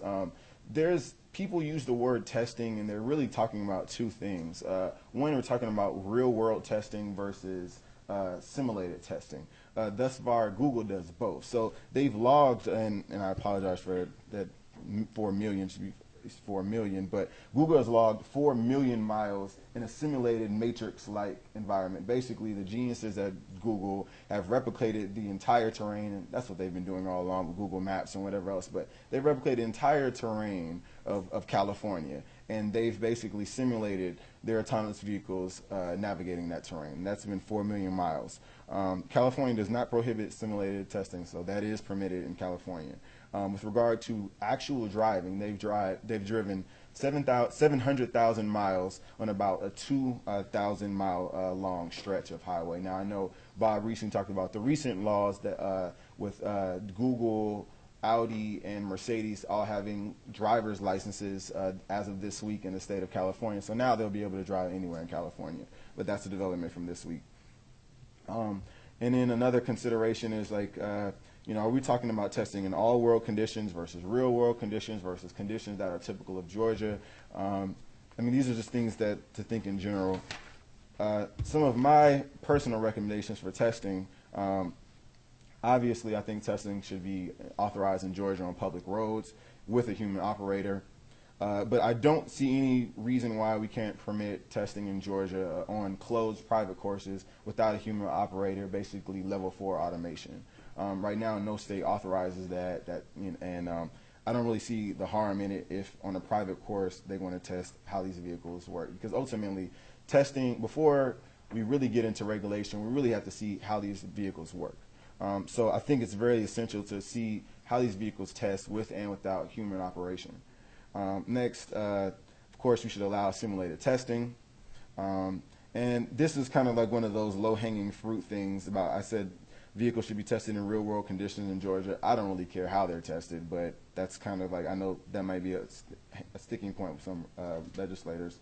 And I also think we can provide tax credit for manufacturers that want to test vehicles in Georgia. I know we already have that. Oh, I know California and Nevada already have that, but I definitely think that permitting the level 4 automation fully without a human operator, if we pass that legislation, we're going to get Google knocking on our door the next day, because that's the whole dance that they're doing with California right now. And of course, the legislative recommendations with regard to reconciliation, autonomous vehicles must be able to notify other drivers when it's autonomous mode. I think that's kind of, until we come out with a better solution, some kind of indicator, lights, I don't know, but there definitely needs to be a way of letting someone know that it is, in fact, operating autonomous mode as opposed to a human driver. And then, of course, distracted driving and proximity laws, should not apply to autonomous vehicles in autonomous vehicle mode. And that's essentially it. If you all have any questions, I'll be sure to answer them. I think I saw Representative Rogers over there, some wheels turning or something. No.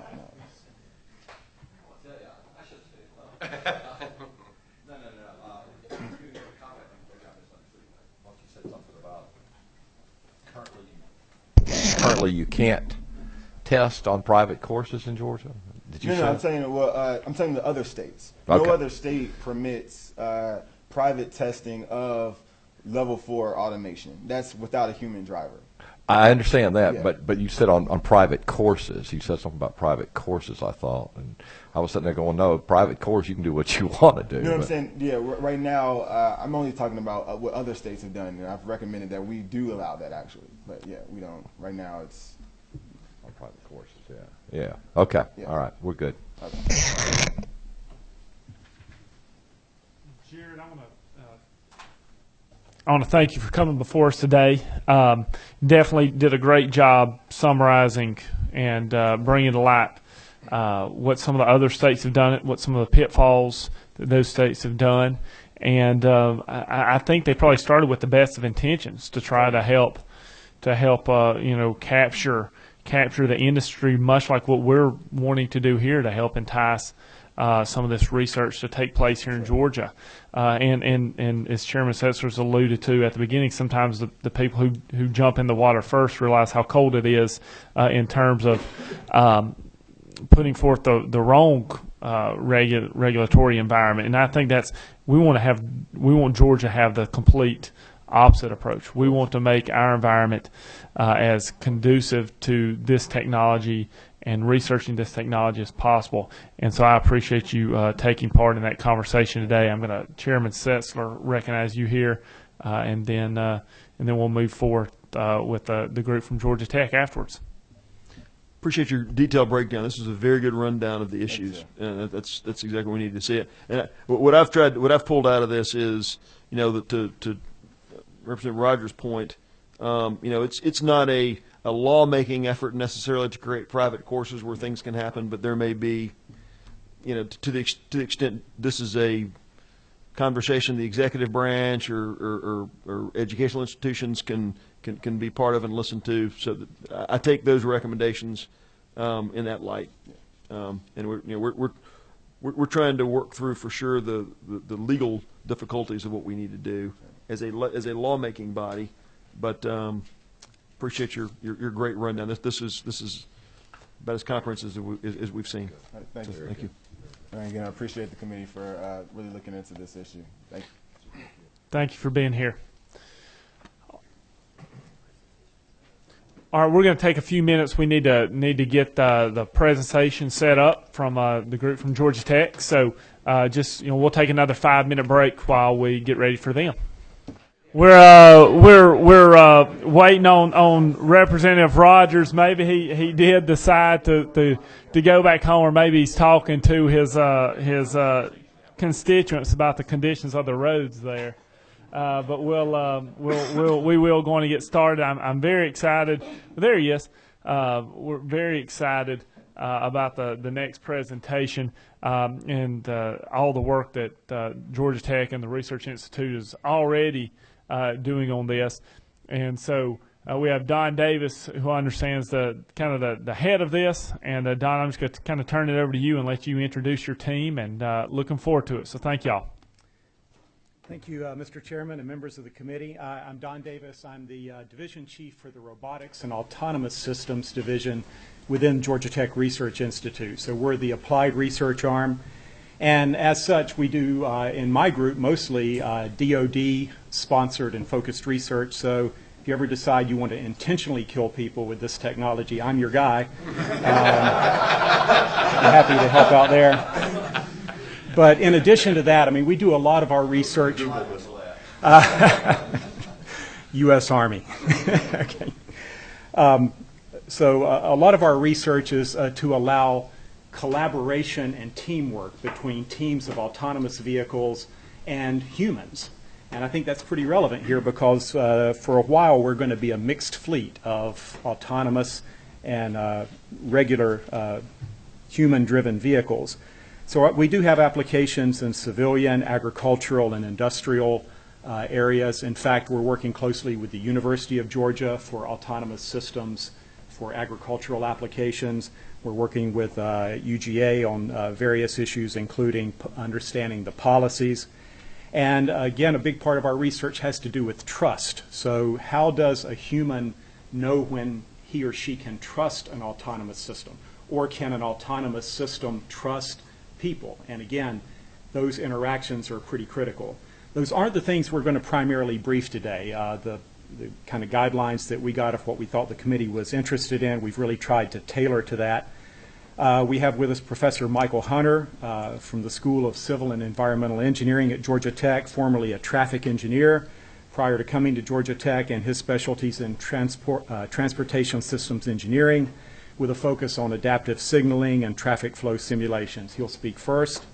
Another contributor who is not here is research engineer Moon Kim, who did a study for us, actually for the Association of Unmanned Vehicle Systems International, AUVSI, which is an industry group, about the legislation and policies that have been enacted within the U.S. and Europe. Working with her was Professor Yaniv Heled, Assistant Professor of Law at Georgia State University, so he will be presenting the work that they have done. And we're not really going to do a presentation on it, but we have Eric Scheraus here from our Cyber Technology Lab. Again, if you want to hear more about this, we can schedule a future time for you and probably spend an entire briefing on that. But our Cyber Technology Lab is working with Chrysler and with other folks to understand how we can detect and prevent intrusions into the control systems for these vehicles. So I'd remind my teammates to nip along smartly as we do this, and we'll start with Professor Hunter. All right. Thank you very much. I greatly appreciate the time of the committee to allow me to come here and speak. I'm Michael Hunter, professor in civil engineering. I've been doing traffic. I've been doing traffic operations, flow, that type of work for about 20 years now. So that's really how I come at this. I'm not the guy who builds the car. I'm really the guy who's worried about the road the car is driving on. So that's the issues I kind of tackle as I look at these pieces. Like I say, I'm also the director of our Georgia Transportation Institute, so we kind of take that high-level view as we jump in. One thing I want to talk about, I was so happy when I heard your discussion on connected vehicles, because I truly believe that when we talk about driverless versus connected, you've got to separate the two, and I'm really worried that a lot of folks are confounding them and saying, I got to be putting this technology in the roadway to have my autonomous vehicles. That is not true. At least in my opinion. I think connected vehicles, what's a connected vehicle? The vehicle talks to someone else on the roadside.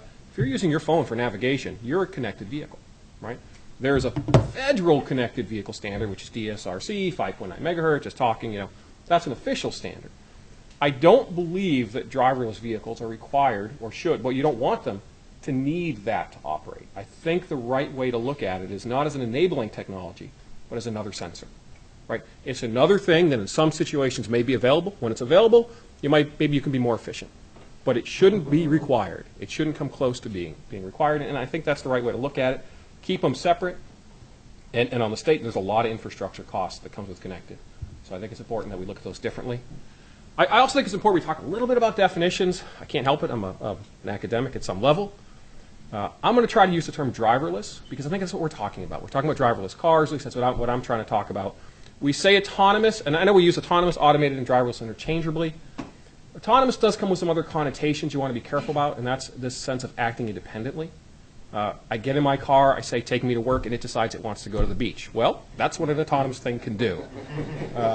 That's really not what's going on, right? Automated is really just a predetermined series of operations. Do this, this, this, this. And that's not really where you are either. You're at this idea of driverless. The car has taken over the driving tasks, but it's still doing, right, accomplishing what you tell it to accomplish. Go here, do this kind of thing.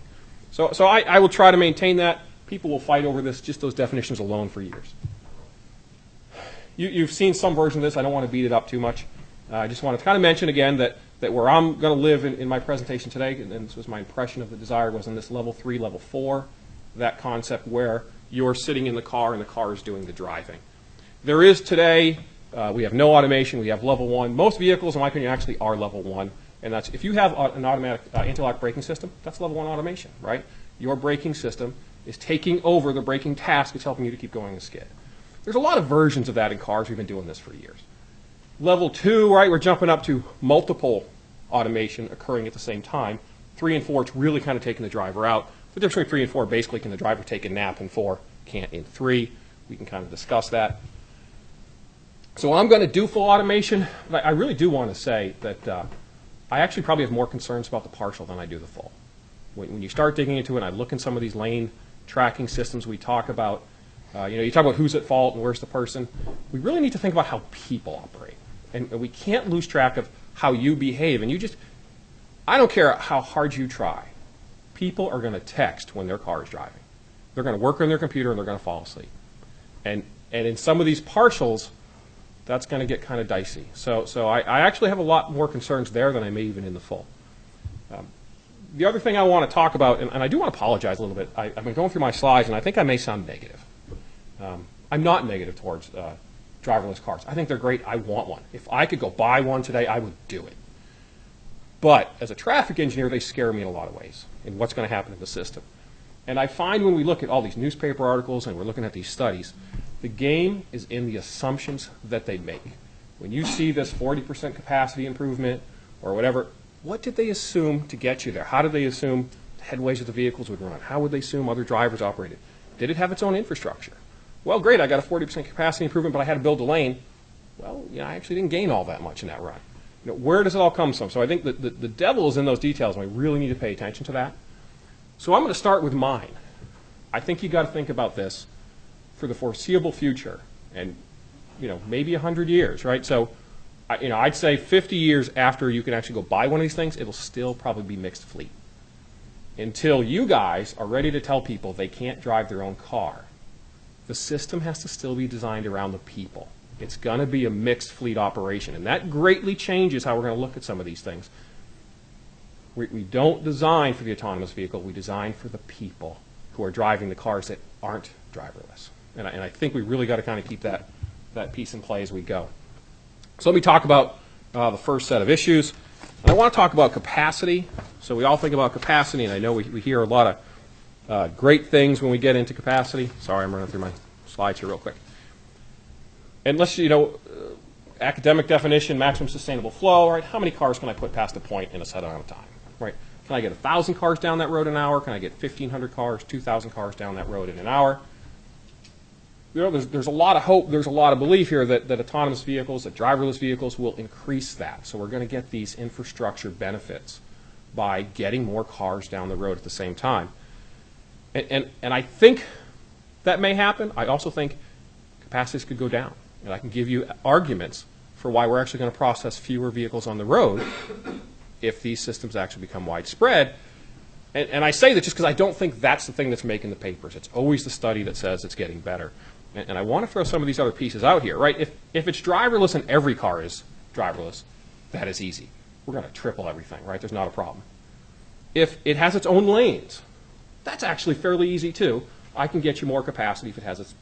That works fairly well, except now you just bought another lane, and freeway lanes get pretty expensive, right? If it's mixed, now what does that mean, right? How fast will you let a driverless car go? Can it break the law? I could see a very simple legislation being, you have one single legislative piece. Driverless cars must obey the law. If you did that, you would break down traffic in Atlanta every day of the week, right? Because I don't know how many people in this room, if I say drive 55 on 285, would actually raise their hand and say that's what they do. If the cars start doing that, they become rolling roadblocks, right? There are more intersections than we probably wish to admit work because people kind of roll through the right on red. If the car starts paying attention and actually do it, we're going to find out, which traffic laws do we mean? Which traffic laws do we not mean? Right? And that's going to be an entirely different piece that's going to come into play. A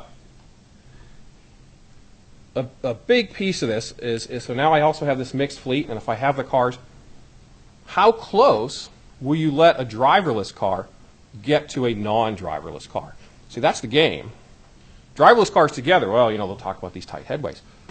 But if I'm driving my car and a driverless car comes up behind me with a really tight headway, I'm going to slow down because I'm nervous by that car.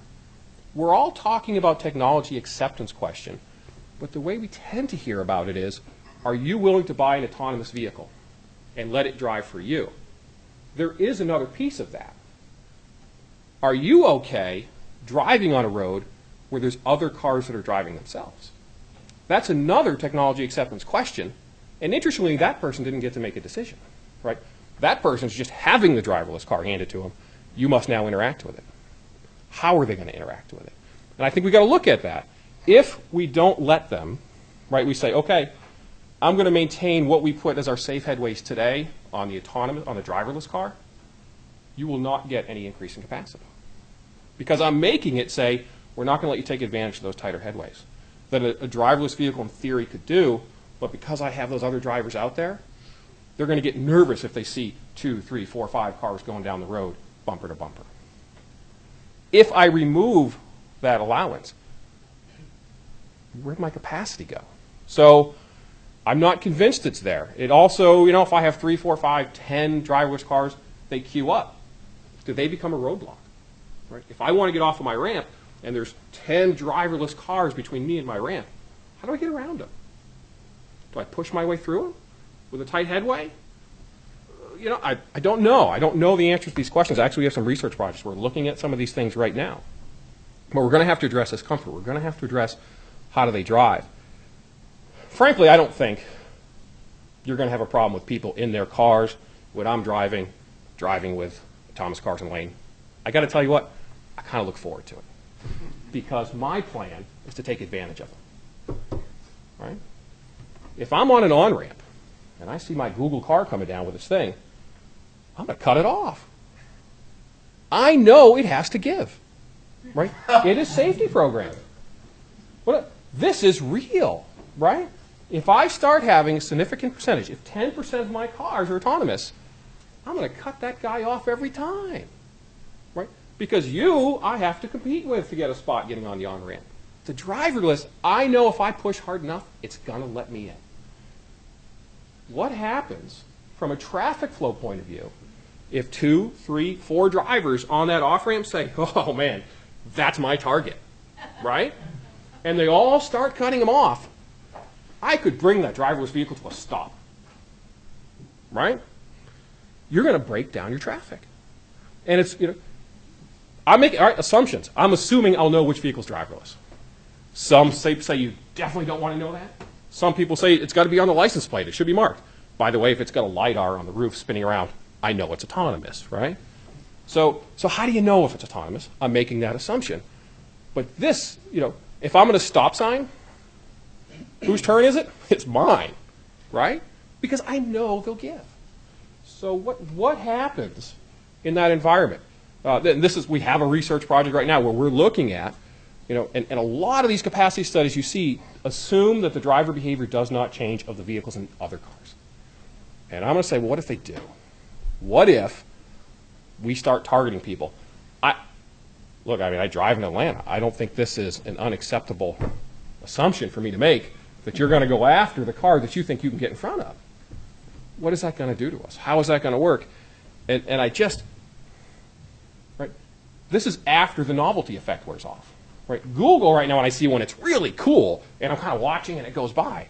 Wait until 10% of the cars are that. It's not a novelty anymore. Then I'm really worried about what I'm talking about. That's going to become a major issue. I love that topic. I could go on that forever. But it's how we get into this idea. So is there dedicated infrastructure? I did that one. We did what kind of following distances, willingness of drivers, traffic laws. And I think this big question that you tend not to see is this idea of aggressiveness of other drivers. There's also another really interesting question that I have, and that is a lot of the capacity improvements that I'm tending to find, a lot of these improvements tend to be freeway related. So let's pretend everything I just said does not come true, and that you get 40% more cars down the freeway. I'm not sure what the benefits are on an arterial, at least operationally. The driving force of the amount of cars I can get down an arterial is those traffic signals. Right? That's my wheelhouse. That's what I do, traffic signals for a living, right? A driverless car isn't going to get you that much. There's just not much it can do. It has to stop on the red, right? You might save a little bit. We get into like startup loss time and some fun things like that, but it's not going to buy you that much. So if I push 40, 50% more traffic on the freeway, where's it going to go? The streets are full already. So yeah, that's great. I got you more capacity on your freeway lanes. Where do I dump them? Right. That's going to have some major infrastructure questions. Are we going to have to move from where we put our billion-dollar projects on the freeways? We're not, I may save some money on the freeway. I might have to push them over to billion-dollar projects on the streets because I simply can't process on our street grid the capacity you now are pushing down your freeways. I'll let some of the pure technology guys talk about it. I don't see the big operational benefits on the road, on the streets. I see the safety benefits. I'm with you on the safety benefits, but I'm challenged by the operational. What is that going to mean? Let's talk about demand. I loved your example of, your wife will be blow drying her hair, or you'll be whatever we're doing. We are going to work now. Imagine you're driving in. It's become the most productive time. That is a great thing. Uh-oh, right? What did we just do? I just made the commute not that painful. Over time, I'm not going to really care anymore if my commute's 30 minutes or 60. Heck, that 60 minutes is the most productive time of my day. Will I change the actual driving, living, house choices, behaviors of people? So as this technology is accepted, I might actually greatly increase the amount of trips on the road because you don't worry so much about living further away because now that hour drive in, I'm getting all kinds of things done. So I live, now it's an hour and a half drive in. Are you kidding? I'm wired. I'm doing meetings over Skype. I'm doing, it's indifferent to me. So there's a real strong chance that we may change the demand behavior of people by saying driving's not a penalty anymore. Heck, I get my best sleep now when I'm driving my car, right? So if that happens, what do we do? Now you've actually put a lot more demand on the road. So yeah, you got some capacity increases and you made more people drive. Okay, so we can run with that. There's another piece that's really kind of, I like in that, and that's we're making an assumption. Vehicle miles traveled. How much does a car drive? Today it is true that equals vehicle miles driven, right? For every mile a car travels, somebody drove that car. We're going to break that relationship, right? If we really go to a driverless car, you could now actually have a scenario where there's nobody in the car when it's moving on the road, right? We talk about shared vehicles. Maybe I get in the car in the morning. I don't know who owns it. Maybe I own it. Maybe it's a public thing. Maybe 6 people in the neighborhood got together and we all sort of own a car. A lot of fun conversations there. But I get in the car. It takes me to work, and then it drives to the next person. It's a cab, right? Picks them up, takes them to work. Go to the next, picks them up, takes them where they want to go. That's fantastic. What I have done, though, is I've reduced my need for parking, because now my car's running around doing other things. I've not reduced the number of trips. I've actually increased them. Right? Instead of parking my car and the other person driving theirs and parking their car, I've increased, and I actually just painted a scenario where your average vehicle occupancy goes below 1. That could happen. Right? I'm being a little negative here, right? There are people who are going to come in and say, no, it's entirely different, Dr. Hunter, that what it's going to do is you're going to share your rides. It's going to pick me up, and it's going to pick 3 more people up, and it's going to become an automated taxi with shared rides, and maybe vehicle driver occupancy goes up. That could happen as well. Now, I don't know how comfortable you are with your wife getting in a car with a stranger, right? I'm not comfortable with me getting in my car with an absent stranger, so, I don't know. I don't know what the push-pull is on that. But for every alternative you give me where you have more people in the car, I'll give you one with fewer. And we don't know, right? So I think that's interesting. Everything changes. I was at a conference this summer. It was for transportation engineering, and the speaker gave a story, and I loved his story. It was he can't wait for the day when his driverless car picks him up, he gets in, it takes him to the grocery store, he gets his groceries, gets back in his car and goes home, and he never has to drive. My first thought is, why does the car need him? Right? It doesn't. I download my grocery list to Publix. My car goes to Publix. Publix probably is going to automate that entire system, throw the stuff in the back of my car drives back, and I've never been involved in that process after I sent my grocery list by my phone while I'm doing things that free up my time. Well, that's fantastic.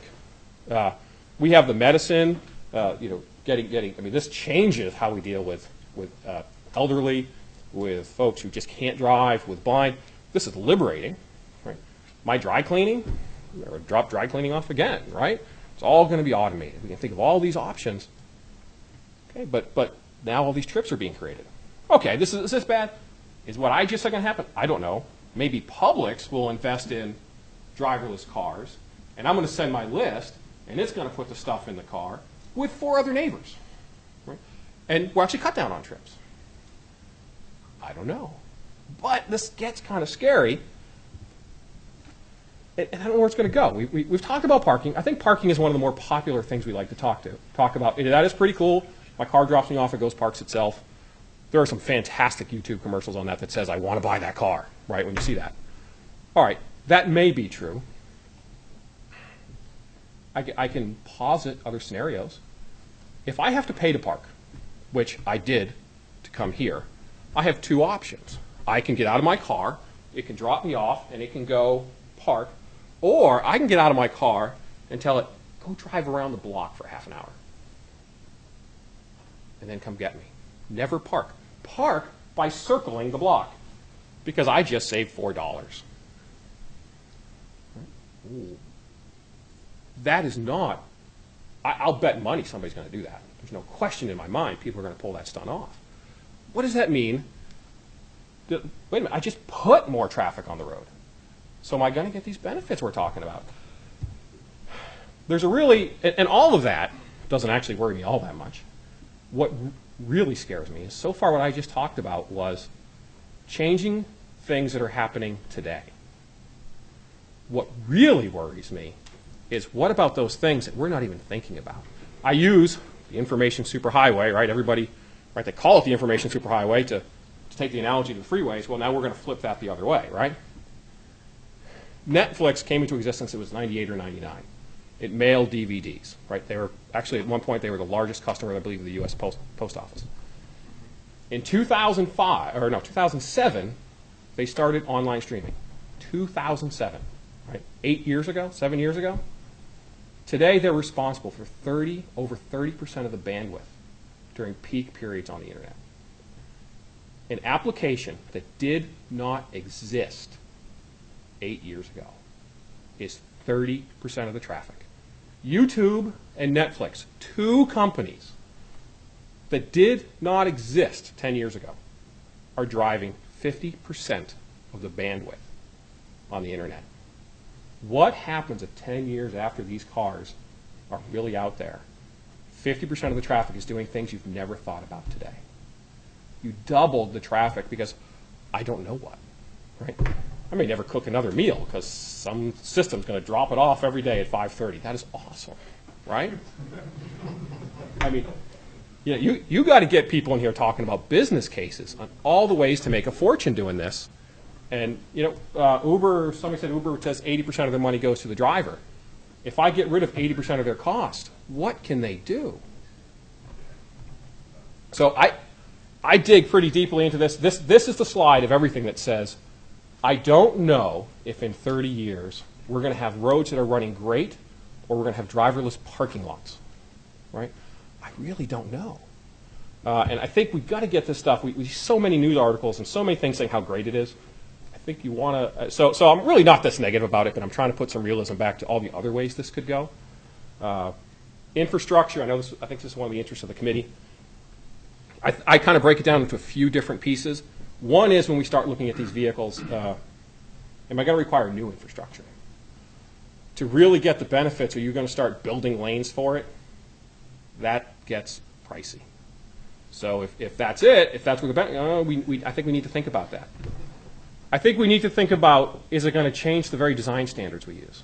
Now, you mentioned that, and as a traffic guy, you scared me, right? Because you said that what if it works better for the autonomous vehicles, the driverless cars, if we paint the stripes blue? You frightened me, right? You did, I'll be honest. Because, right, I don't care. Right. I don't care if it works better for the driverless car because I need to build a system that still works best for the drivers, the people who are actually driving their cars. I mean, there are reasons why we do everything we do. Yellow line means something, right? What does a yellow line mean? You don't even know, right? You haven't thought about it, but I'll tell you what it means. You got it. The traffic on the other side of that line is going the opposite direction. Right? A white line means the traffic on the other side of that line is going in the same direction. You've never looked at the definition. Go somewhere where they don't use it, and you will be frightened, right? I was in Jordan a few years ago, and it's actually a flipped definition. I was like gripping the hand grip because I just mentally, I'm so used to that, right? So are we going to change standards? When we put a new standard in now, we do this thing called a request for experimentation. If you want to build a new sign or something like that, you go through FHWA, all this kind of stuff. How does a driverless vehicle work if I want to change standards? Maintenance. Oh, this is a big one, right? I really do believe if you go down the V to I route, that's a non-starter, right? Agencies struggle. Some are fantastic. Some, let's be honest, they struggle to keep the lights going red, yellow, green. And if you start saying, now you got to talk to all the cars, it's just not going to happen. I mean, you got to be realistic. But it's more than that. Does my striping actually have to work? Right? How often do we repaint the lines on the road? I think every one of us drives on roads where, it's sort of there, right? Maybe kind of. Are these going to require we actually maintain? Your stop signs have retroreflectivity, right? At night, you see them, they light up because the signs are actually reflecting the night. There's a lot of places where let's say that's faded a little bit, right? Is that going to be allowed? Are we really going to have to meet new standards for maintaining the system? I drove through an intersection today where the green was missing, literally missing, right? A truck came in and it knocked the green off the bottom. So all that was there was the red and the yellow. By the book, you're supposed to stop. That's a dark signal. The proper thing to do is stop. Not a single driver stopped because they looked, they said it was missing. They said, oh, well, then it must be green. And when the light turns red, they would stop. But they're going to stop. That's what the driver has to do in that situation. This, what do we need to do in this maintenance? That's a big one for me. And I don't know what we're really talking about. I worry that different cars will be different. Google may have such a good internal map, but maybe they don't care. But another system may say, we built this based on this is your MUTCD. That's your standard. We built it to follow it. Actually, if you built to follow that standard to the letter, you would probably start crashing, right? It doesn't work that way. So I see these as some pretty big potential costs we need to think about. So I think that was my last slide. I know I'm kind of blowing through this stuff pretty quickly. There were a couple other things I wanted to mention quickly if I could. based on conversations that were happening. One was I was trying to decide if I had the courage to say it, but I think based on everything we've said, one of the things that really does need to be looked at is pricing. I worry greatly that these vehicles, really in the end, if they're widely accepted, they may increase your infrastructure costs and some of these other costs rather significantly. They may also have this ability to create congestion. So we're going to have to do some sort of traffic management. It may come through pricing. And if you wait until 20% of the fleet is that kind of vehicle, and you've never priced them in any way, you'll never be able to do it. The game's over, right? I don't know politics. That's not what I do, which is probably pretty clear from things I've said. But real, I mean, I think from the get-go, at some minimal level, you should be saying, if there's nobody in it, maybe it should be paying a little more for that trip, right? And really kind of look at some of these pieces, because that may be the only resource you have to get some of your roads moving if we really do double the amount of traffic on the road. And that says, hey, if you actually have your car go get the groceries at midnight when we have an underutilized system, there's no charge. If you want your car to go run its errands for you at 5 p.m., it's going to cost you more. And now's the time to grab that. There was, I did the driver thing. Another thing I did really want to stress when you keep this in mind is human factors and really digging into that. 1 second for you again there, Representative Rogers. Basically saying like a hot lanes concept. Yeah, so yes, well, yes and no. So I do think one of the mechanisms, and so new infrastructure could almost be, I have a DOV lane, right? Driverless only vehicle lane, and that lane would have its own a separate charge for driverless vehicles. I'm actually taking it further, and I'm doing it more as a vehicle mile traveled. And I'm setting it up as when that vehicle is moving, it pays a fee, which, by the way, you do right now. It's called a gas tax, right? I mean, it's the same deal, but it allows you flexibility in management. It allows you to say, essentially, your gas tax is higher if you drive at 5 p.m. than if you drive at 12 a.m., midnight. So It's more like utility companies when they sell power to areas in peak demand. So what we're doing is we're really saying the roadway, which is an entirely correct thing, is a utility, and I'm doing differential pricing on my utility.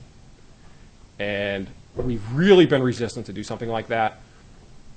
But if half of the traffic shows up that I've worried about, and I have no idea what's going to happen, but if half of it does, you can't build your way out. You just can't do it. I don't know how you. So that mechanism, I think, needs to be thought about. I really think that you want to be kind of getting there now and saying, okay, this thing is fantastic. It's going to do great things, but do we want people living 2 hours from where they work? Should I make it, if it's not expensive anymore in time, right? And that's how I penalize you now, right? I penalize you by time. It takes you longer to get there. That has a value to you. You've lost it, so you try to reduce that. If I make that not such a penalty anymore, what structure do I use to try to control that you don't actually, do I want you on the road 6 hours a day? I don't know, listen to the radio? I mean, I don't know. So I really think we want to jump, I hate to say it, but that's probably a path that needs to be considered. And the other piece is, again, this human factors. And I know we've talked a lot about, and I've heard a lot about, somebody has to be responsible in the end. I agree with that wholeheartedly, but I don't want to lose fact of, are we being realistic in what we're asking people to do? Right? The ones that worry me the most are, these systems where it's maintaining the lane for you and it's running your pedals, but you're saying the person must supervise the car. I think you're insane, right? We don't work that way. They're going to do this. I mean, you're going to be messing around on your phone. You're going to be, sleeping. You're going to be using your whatever. And this is really distinctly different from what's happening right now. Because right now, even when you're texting, which is a horrible idea, it's a safety guide, do not do that, thank you. But even if you do it, and your phone and other things, you're actually still cognitively engaged, right? You're mentally in the driving task. When the car actually takes over, I've created a different problem. I've now disengaged you from the driving task. It's not a matter now anymore of just saying, oh, grab the wheel and take over. You have to re-engage situational awareness. Ooh, I think I got you got me on situational awareness, right? That's the military thing. Yeah. So you're going to have situational awareness. You've lost it. You don't have that anymore. You're not going to re-engage in 2 seconds. You're going to re-engage in a minute, right? and then the car gets in an accident, and I know we're going to blame the driver, and you're really asking something that's not realistic. People don't work that way. People don't work with the blue lines. And I think don't let this cause us to lose how people actually work. So that's my spiel. Questions? I think you've brought a lot of things to light here, and that I think that's what's important, and one reason why we're trying to move cautiously with this is because we're all in here excited by the technology, and I can tell you're excited about it. But I look at something like the internet and see some of the problems we have with it today in terms of cybersecurity, in terms of some of the other things you've alluded to, and think about if we'd have had conversations like the one we're having here today about autonomous vehicles before it was as big of a thing as it is now. And so I appreciate you bringing those to light. Chairman Sessler. Yeah, I appreciate your bringing these things, because to do a good job of this, and I can tell you, we're not, I don't think we're as excited about this as we are committed to doing a good job on this. And to do a good job, we've got to define the problem.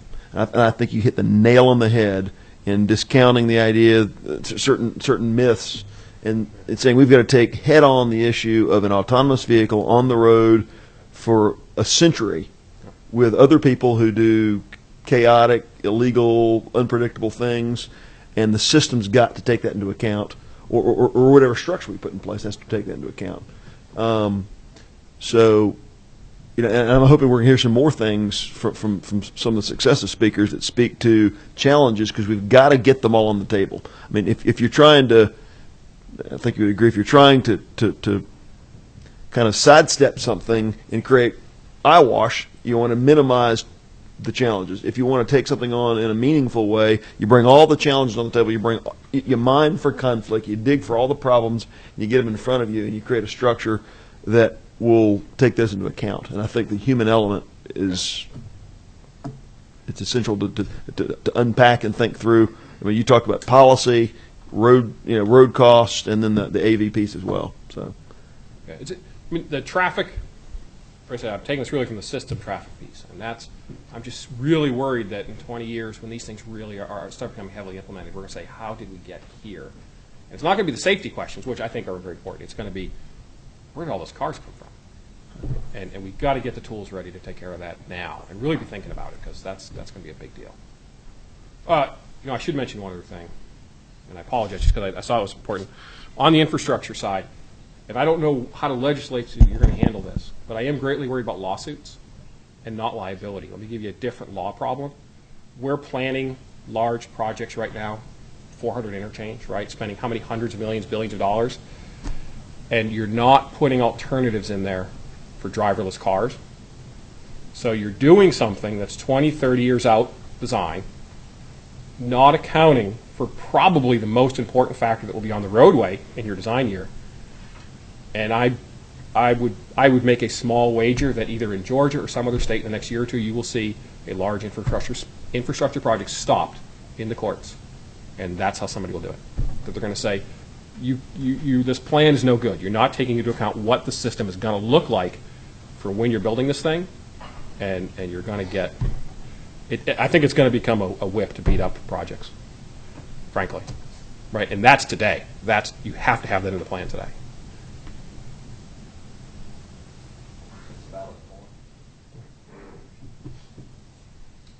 I'd love to claim it. I actually went to a meeting this summer, and it was in California. And there was a guy there who says, yeah, we actually just did an interchange, and they put a autonomous vehicle alternative in there. And at their meeting, there were lawyers, and I love lawyers, don't get me wrong. And they're like, that's why, because these guys are getting ready to stop our projects based on this technology because we're not considering it. Thank you. Thank you. That was great. Thank you.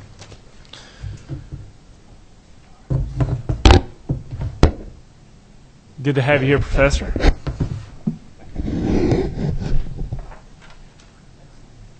All right. Contract here.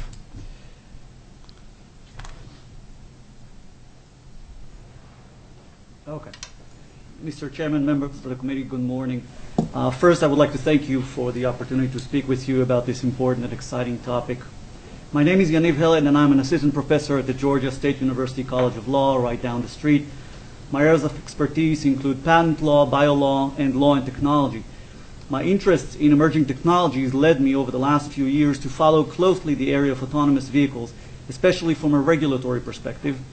More recently, I've been collaborating with people from Georgia Tech Research Institute on policy matters surrounding autonomous vehicles.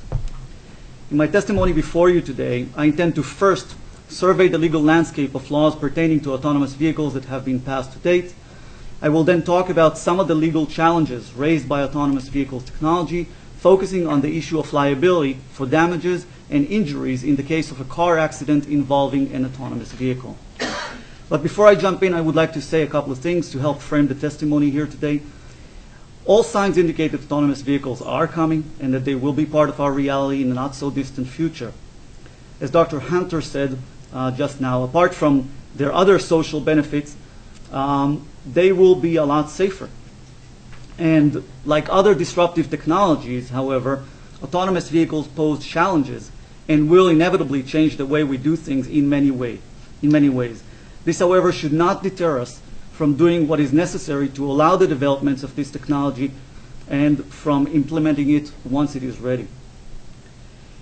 So currently in the United States, not counting our own House resolution that started this committee, there are 4 states and the District of Columbia who passed legislation that specifically addresses autonomous vehicles technology. These states are California, Florida, Michigan, and Nevada. About 20 more states have proposed autonomous vehicles bills. I think that a lot of the commonalities about these bills were already highlighted, so I'm just going to skip this portion, and I'm going to go. I think I'm just going to go straight to the policy issues that I would like to talk about. So I'll move on and mention some of the things that I believe we should be thinking about as you consider passing autonomous vehicles legislation. I've listed some of those issues on the slide before you, but this is by no means an exhaustive list. It only includes what I believe are the most relevant, at least at this point in the development of the technology. First and foremost, there is the issue of liability, or simply put, who pays in case of an accident. I will go back to this issue momentarily and discuss it in more details. Second, there is the issue of privacy. As we have heard, autonomous vehicles are envisioned to have at least some component that would make them very much like our smartphones, only with improved sensors.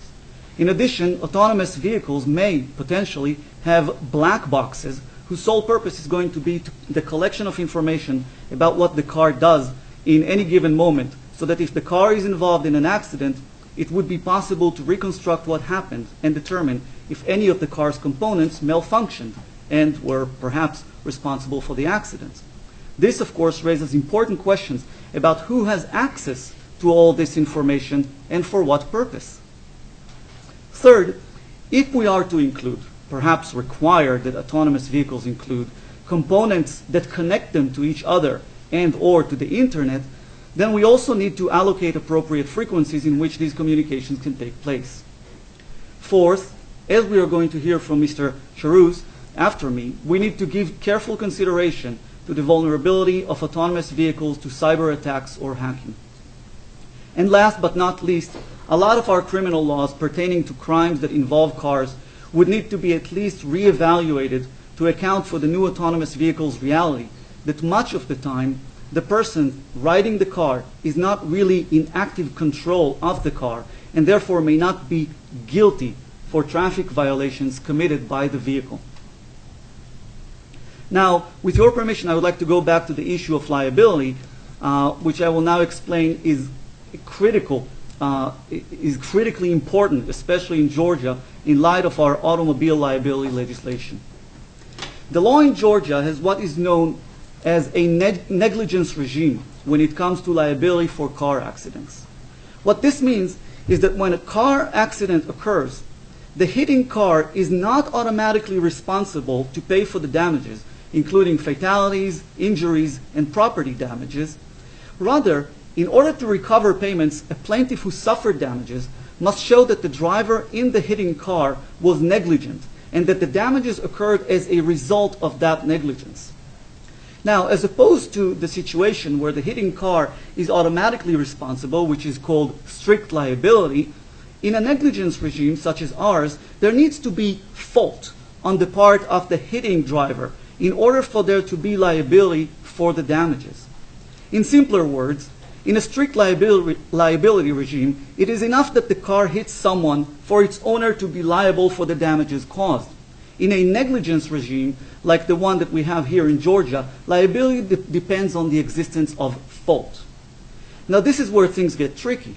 Hypothetically, in situations involving autonomous vehicles, where the autonomous vehicle is, let's say, the hitting car and was in autonomous mode, when it hit, it would be legally impossible to find the driver or owner of the car to be negligent. As a result, a person hit by an autonomous vehicle would not be able to recover damages from the driver or owner of the autonomous vehicle. Moreover, the injured party also would not be able to receive compensation under our uninsured motorist statute that typically would take care of cases where the hitter has no insurance. This is because in order to receive compensation under the uninsured motorist statute, a court must first find that the hitter was liable, which, as I mentioned earlier, is going to be impossible when we talk about an autonomous vehicle in a liability rule regime. The party trying to receive compensation for his or her damages as a result of an accident with an autonomous vehicle would therefore have one or more alternatives, which is at least one more alternative, which is to sue the autonomous vehicle seller or manufacturer under what is known as a product liability cause of action. For reasons that I don't have time to go into in this short presentation, I'll just say that product liability suits are cumbersome, complicated, and expensive. Such lawsuits would also mean that virtually every accident involving an autonomous vehicle would result in dragging the vehicle's manufacturer into the court, where the manufacturer of the vehicle would need to defend itself against claims that the accident was the result of some defect in the autonomous vehicle. This, of course, is highly undesirable because it would place a significant burden on manufacturers of autonomous vehicles, not to mention the pains that the injured party would have to go through in order to recover her damages. There are several ways that have been offered to resolve this problem. One of them is the way to which I believe Chairman Sessler alluded, which is to create some form of direct legal responsibility of autonomous vehicles manufacturers to damages caused by the cars they make. Another way, which I believe is preferable to avoid this scenario, which is my first recommendation to you, is to change the law so as to apply a regime of strict liability on the owners and operators of autonomous vehicles. This way, once an autonomous vehicle is at fault for causing damages, the operator would automatically be responsible to pay for the damages regardless of whether it is proven that he or she was negligent. Now, if the accident was indeed the result of a problem with the autonomous vehicle, then the autonomous vehicle's insurance company can always file a lawsuit against the manufacturer. Taking this course of action has a few more advantages over the alternatives. But mostly, it is simple and sits well with our current practice of requiring every car owner to carry insurance.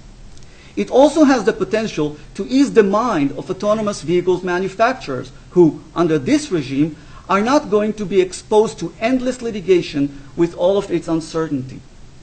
The biggest problem with this approach is that it looks like it makes the car owner pay for problems with their autonomous vehicles that they are really not responsible for.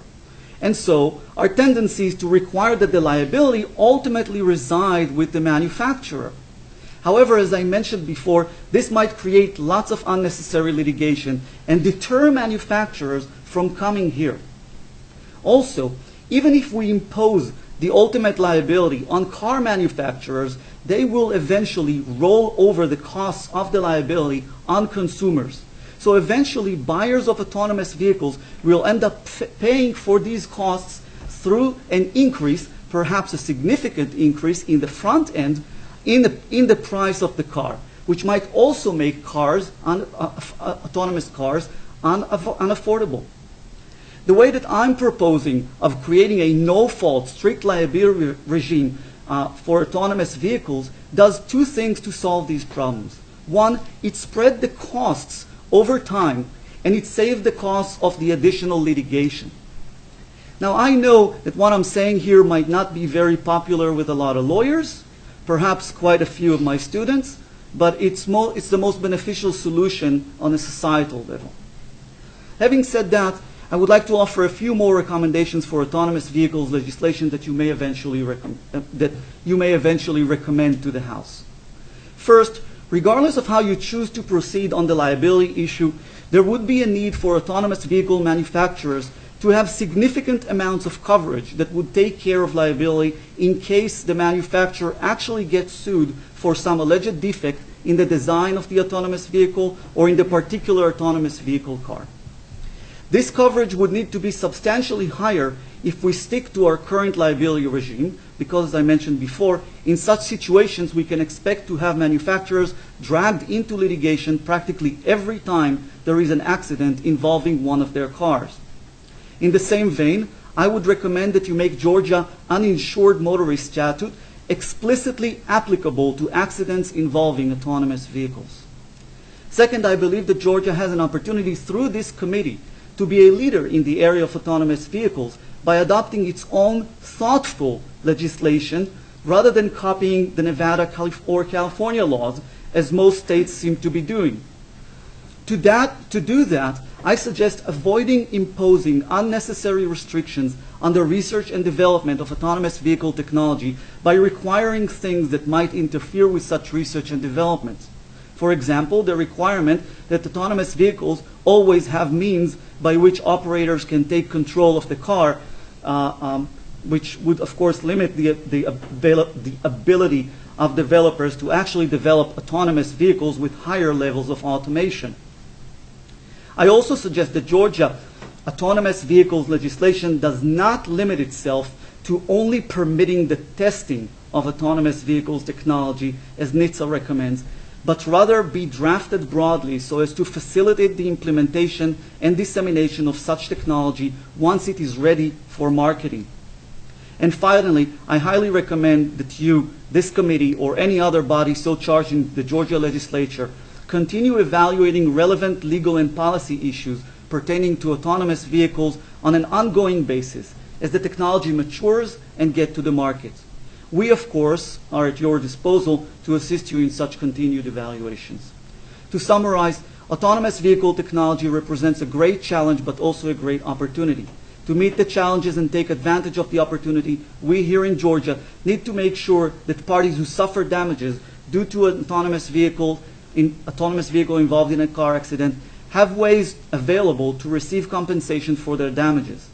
At the same time, we must not impose unnecessary impediments on research, development, and the implementation of autonomous vehicles technology. Rather, we should keep an open mind and continue evaluating our regulatory framework on an ongoing basis. Thank you. Thank you, Professor. We're going to go to Chairman Setzler here. Professor, I appreciate your coming today. I think I agree with every single thing you said. So I think your words about from a liability and right down the line, I don't think there's a single word you said I disagree with. So I appreciate you being here today.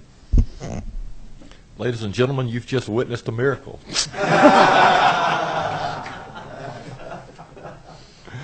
Can you repeat that again? I think my wife is watching.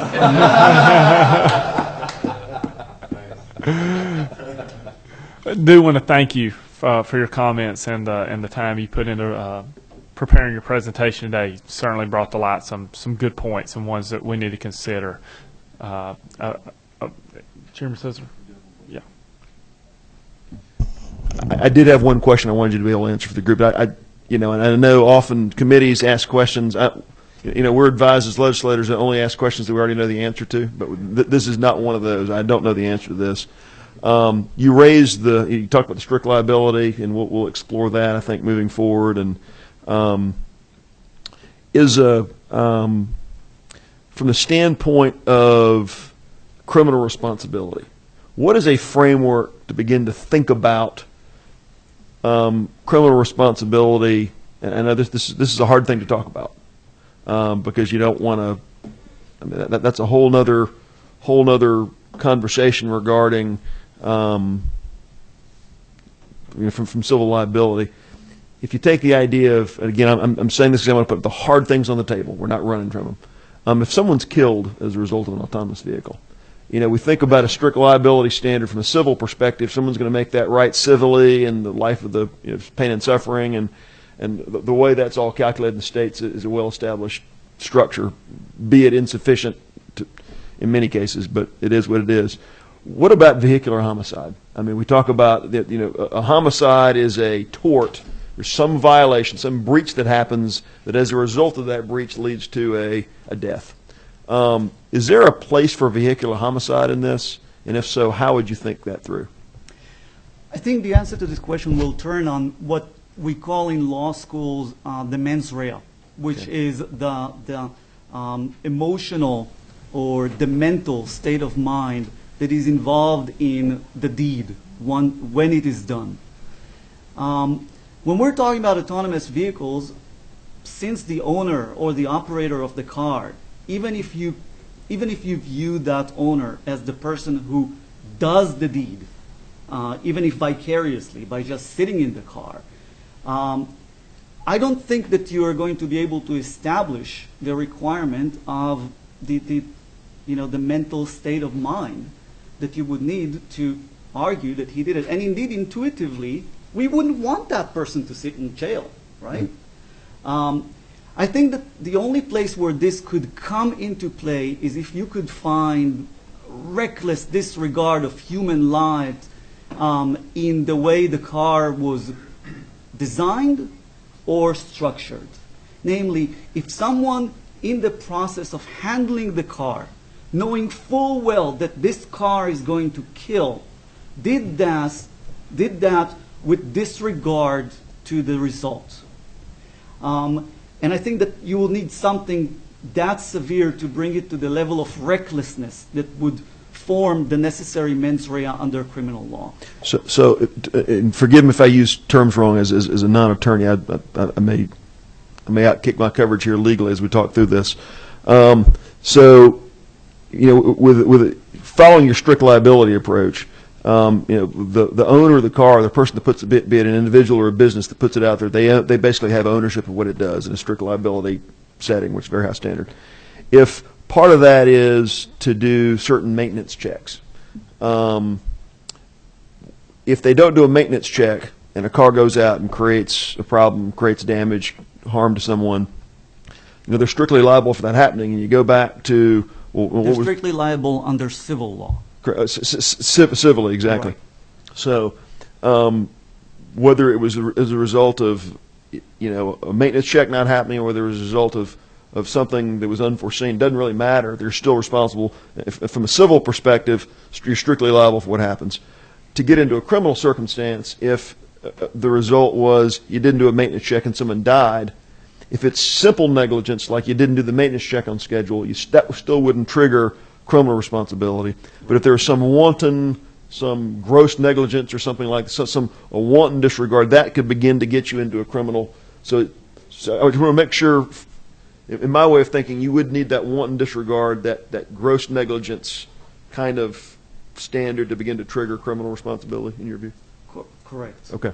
Correct. And of course, the criminal and civil liability issues are completely separate. As we know, someone can be found to have not murdered in a criminal case, and then they have to pay damages for committing the actual murder in a civil lawsuit. Right. Because the standards are completely different.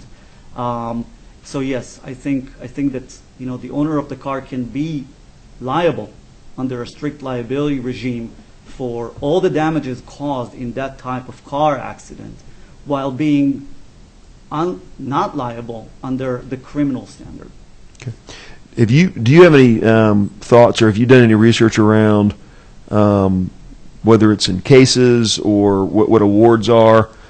If we were to try to get our mind around the level of insurance or surety or being bonded, is there any framework, is there any handrail to reach out to think about what level of financial backing would be needed for someone per car to be able to put a car out there on the road and say it's, I mean, granted, you could always create a set of facts that it goes beyond the ability to cover.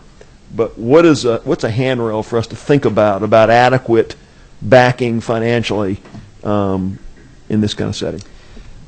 Well, that's the $64,000 question, of course, or the $5 million question if you're talking about California. As a lawyer, I believe that I'm unqualified to answer this question. I think that what you need is an actuary who's able to evaluate, what a car accident might look like in a scenario involving an autonomous vehicle. Now, the reason that everyone is so much in the dark is because the technology hasn't matured yet. So we don't know two things that as lawyers and as actuaries and as risk evaluators and insurance agents we always want to know, which is what is the probability that an accident would occur, and should an accident actually occur, what is the extent of the damage that we can expect. We can answer neither of these questions right now. So I think that, in a way, your guess is as good as mine. If you want to answer this question with a little more expertise, I would suggest going to people whose business it is to evaluate risk.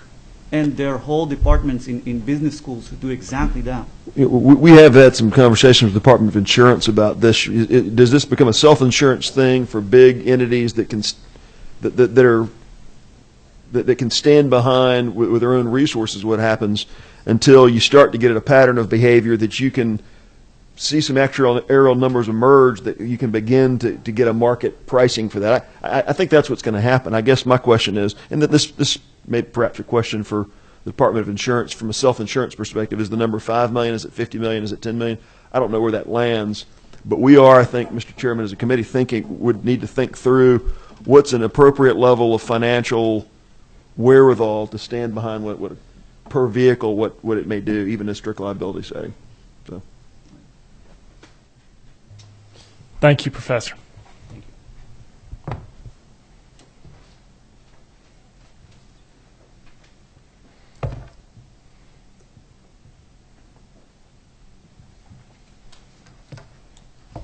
Thank you, Mr. Chairman, members of the committee.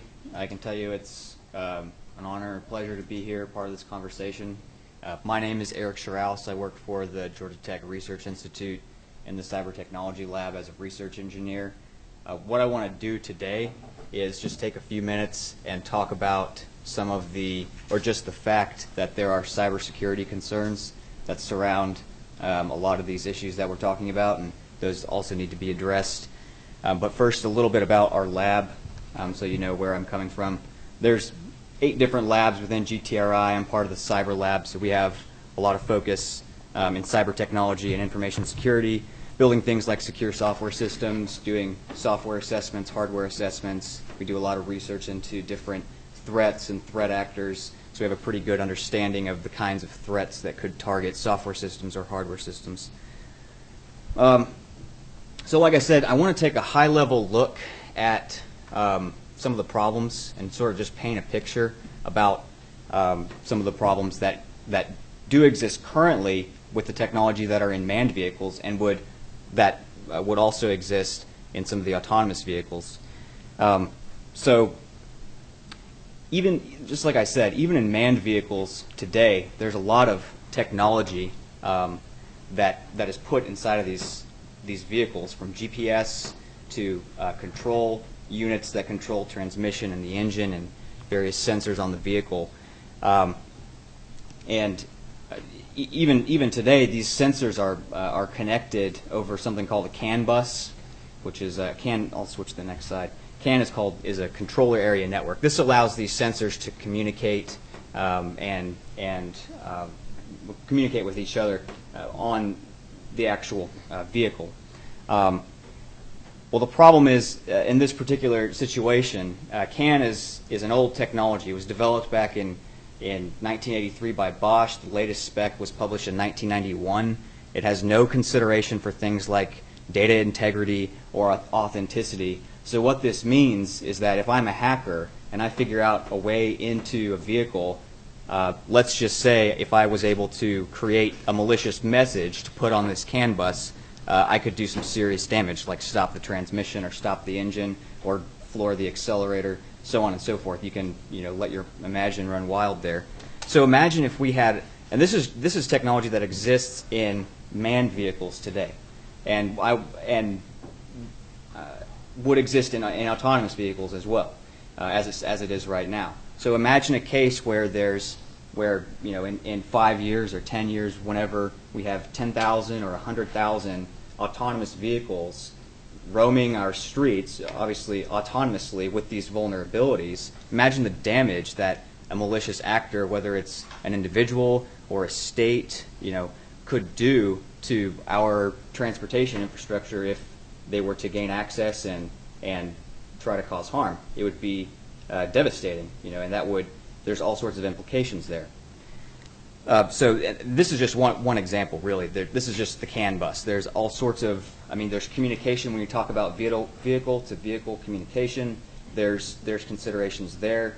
And like I said, my goal is simply to state that that these sorts of things absolutely need to be considered before we get hundreds of thousands of autonomous vehicles on the road talking with one another and vulnerable to these sorts of attacks. So what can we do? Well, ideally what we can do is redesign some of these very fundamental technological components that comprise both manned vehicles and autonomous vehicles, but for this argument we're specifically talking about autonomous vehicles. We need to redesign or think about some of the problems that these particular systems have and design them with security in mind from the ground up, so that we have things like data integrity and authenticity of data traveling over networks, so that in the event that an attacker is able to gain access to the system, let's say, there's measures in place to prevent that from spreading within that car or to other vehicles via vehicle-to-vehicle communication. And I'll last say that something like an intrusion detection system could help in the short term. If we didn't want to, if it was not cost beneficial to do a full redesign of some of this technology, you could bolt on technology to at least help mitigate some of these problems. So that's really all I wanted to bring to light here. If there's any questions, I'd be happy to take them. So you're saying that someone could penetrate this CAN network now, and is that what you're saying there a minute ago? Someone could do that now?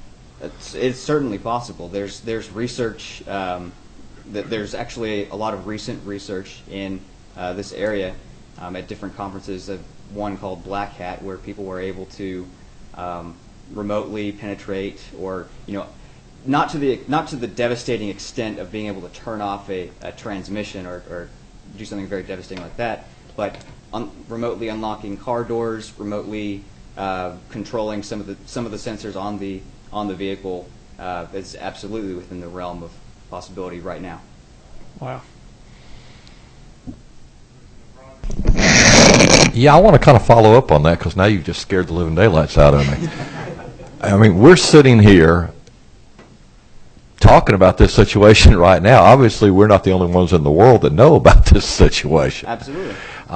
Has there been any type of assessment as to attempted threats or anything like that you've seen in research? And if we're, I guess the thing that just probably caught my eye was where you said should be reconsidered with security as a foundation. Seemed to me like it already should have been by somebody. You're absolutely right. The technology is outdated, and the fact that it's come this far, and we're about to put it into autonomous vehicles, is that it should have been reconsidered a while ago. Now, considering the world that we're living in right now, yeah, especially. Absolutely. And now we have an opportunity. Now it just sort of brings to light even further the fact that if technology continues to go how it's going, in 10 years when we have, let's say, 25% of the vehicles completely unmanned, perhaps vulnerable to these remote attacks, you have a very, very big problem.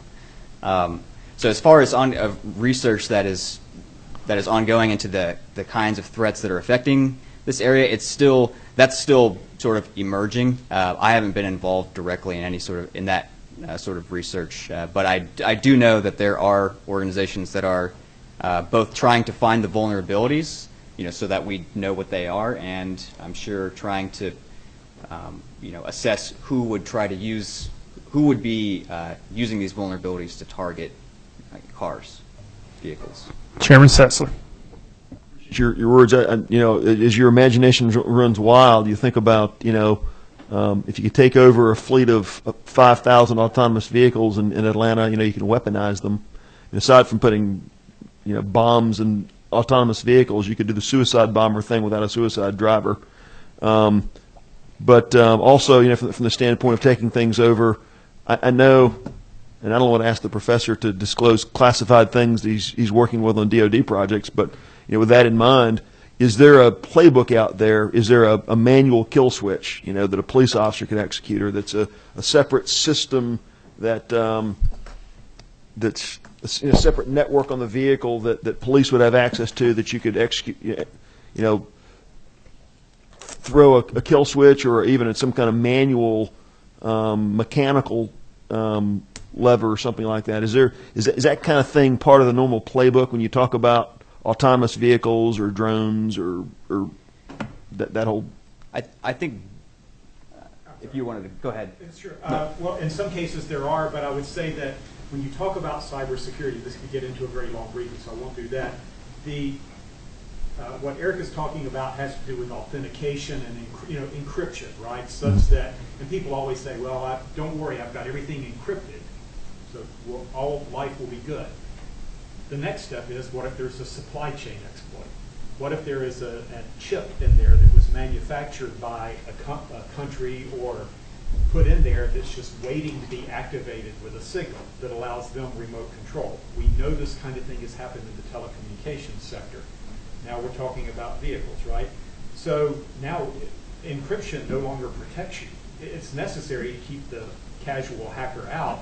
But then once that is there, what we research is how to use our algorithms for teaming and collaboration and man-machine interfaces to observe the behavior of a system that may be compromised and say, you know what, we don't think you're part of the team anymore, and we are going to exclude you from that. And that could apply to one particular subsystem within the vehicle, or it could apply to the entire vehicle, and it begins to be cut off from coordination with other vehicles if you have that in place. So that's how we address that. Okay. Well, thank you again for your presentation. I hit on something that is another one of those things that as we're addressing this, that, something we need to get out on the table and make sure we're prepared for. So thank you. Thank you.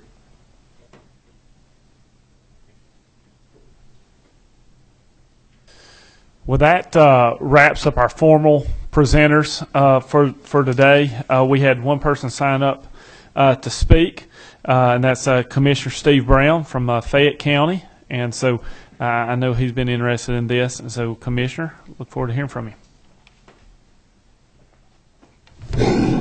Thank you very much. I appreciate the opportunity. Great comments today. And I would just say that I think we need to be as intellectually flexible as we can possibly be, because this is an emerging technology. And I remember years ago, my wife, who's a researcher at Emory, was working on the internet prior to there ever being a browser invented, and many people at that stage said there was no commercial potential for the internet back then. So, I mean, we have to remember things evolve and things happen. I bought electronics from somebody in Seattle, Washington I've never met, in a store I've never seen, and a little man in a brown truck brought up the parts to me and several other hundred people through our area. So, I mean, things change. We shouldn't look at all the worst case scenarios and think that we can't get beyond some of these challenges. So, I mean, that's what I'll give you, the optimistic point of view on the spin on this. But one thing that we're doing in Fayette County that we would love to have the state's blessing on, the state's permission to work with, is We've asked a lot of what-if questions today. I think, we've raised a lot of really good things that we need to pay attention to. I think it's not only the technological questions, but it's also the sociological questions. I think Dr. Hunter brought up some very good points. It's one thing to refine the technology of the automated autonomous vehicle or self-driving vehicle, but how do the people in the cars that are not in those vehicles respond? And how is society going to revolve around the changing driving patterns or habits or whatever? So I think you got to look at a couple of areas. And one thing that we wanted to do in the county, and this is through some talks that we'd had with Chairman Setzler in the past, was we were looking for an area where we could, in metropolitan Atlanta, where we could actually test some of these vehicles for the local road testing part. Obviously, Google's done a lot on the highways in California, and they're now looking to do the local road testing component. They've developed a little vehicle that was in Mr. Jenkins' presentation. There was a photograph of that in there. It's smaller than a little mini VW Bug type of thing, much lighter, only goes 25 miles per hour. The body's pretty much a foam composite material. It's not really a safety hazard. If you hit it, it loses. But we're looking at trying to see if we could actually test some of those vehicles and get metropolitan Atlanta on the map in terms of doing some testing, and perhaps get some of our research universities and institutions involved in the study of this, the technological and the sociological components of it, and see how it works, and allow some good things to happen in terms of bringing not only research and development dollars to the community, but also possible future potential jobs, and they may see Georgia's potential site to launch certain technological components or whatever as a way to do it. Another thing we were looking at too is using our county as a policy laboratory. And I think one thing that's become pretty clear, and I think this was brought up in some of the discussions, I think what we're doing is we're regulating ahead of testing, and I think that's probably not a good thing. You don't want to be in a situation like we're in with the drones right now, where the technology's already there, but everything's grounded because we don't have the regulation. So I understand there's a careful balance there, but we would love to start the testing of the local road situation and help flush out whatever the challenges are in those vehicles, and become the testing laboratory where Federal Highway, Georgia DOT, our academic institutions can look at that and start formulating policy around actual driving conditions with some of these cars that are not a threat in terms of causing accidents or anything like that, because they have kill switches on them. They're only going 25 miles per hour.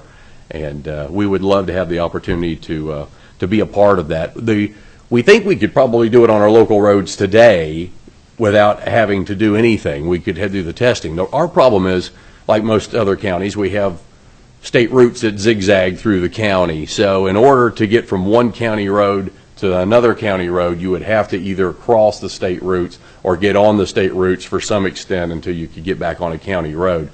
And that's where we would love the state's blessing to be able to allow the state routes to be part of that testing.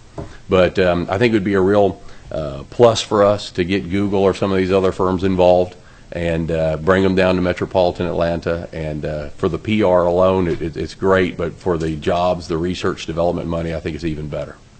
Thank you. And the advantage, of course, we get with Fayette County is that we get to test how they interact with golf carts too, right? Absolutely. All right. Well, that ends up all our presenters for today. What I'll do now is just let Chairman Setzler and Representative Rogers, if they have anything they want to add as we close out. You have anything? Just very quickly that I really appreciate the information that was given today.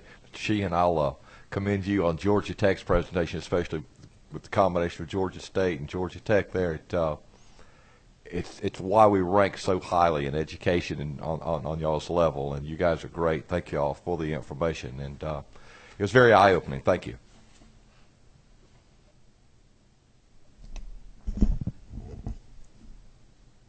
I'd like to thank you for putting this great presentation together, Mr. Chairman. This is not only are there great materials, but this was I think a great kickoff to this process, and discussion got a little more heated today, perhaps than some thought, but I think to get at those issues, we really got to go there.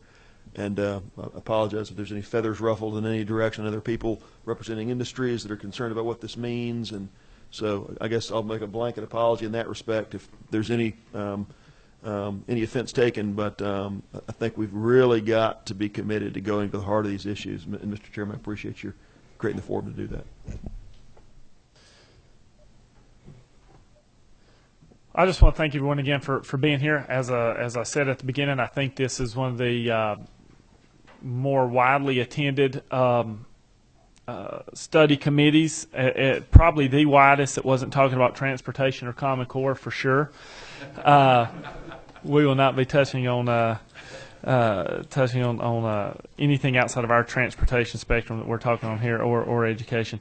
But just want to make everyone aware we're going to have 2 more meetings. We're going to schedule one for October, and then one will be that'll be the second one, and then the third one, the final time that this committee will meet, will be November the 12th. We're going to have an event following presentation put on by the Technology Association of Georgia. It's going to be at Georgia Tech Research Institute, and we're looking forward to that.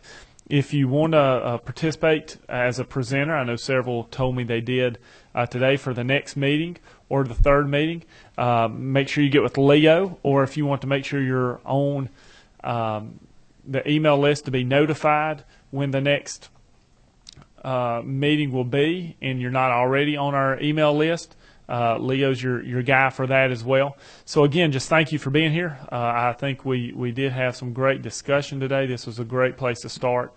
We all knew coming in here how exciting and the possibilities, some of the possibilities that this technology could offer our state and our communities.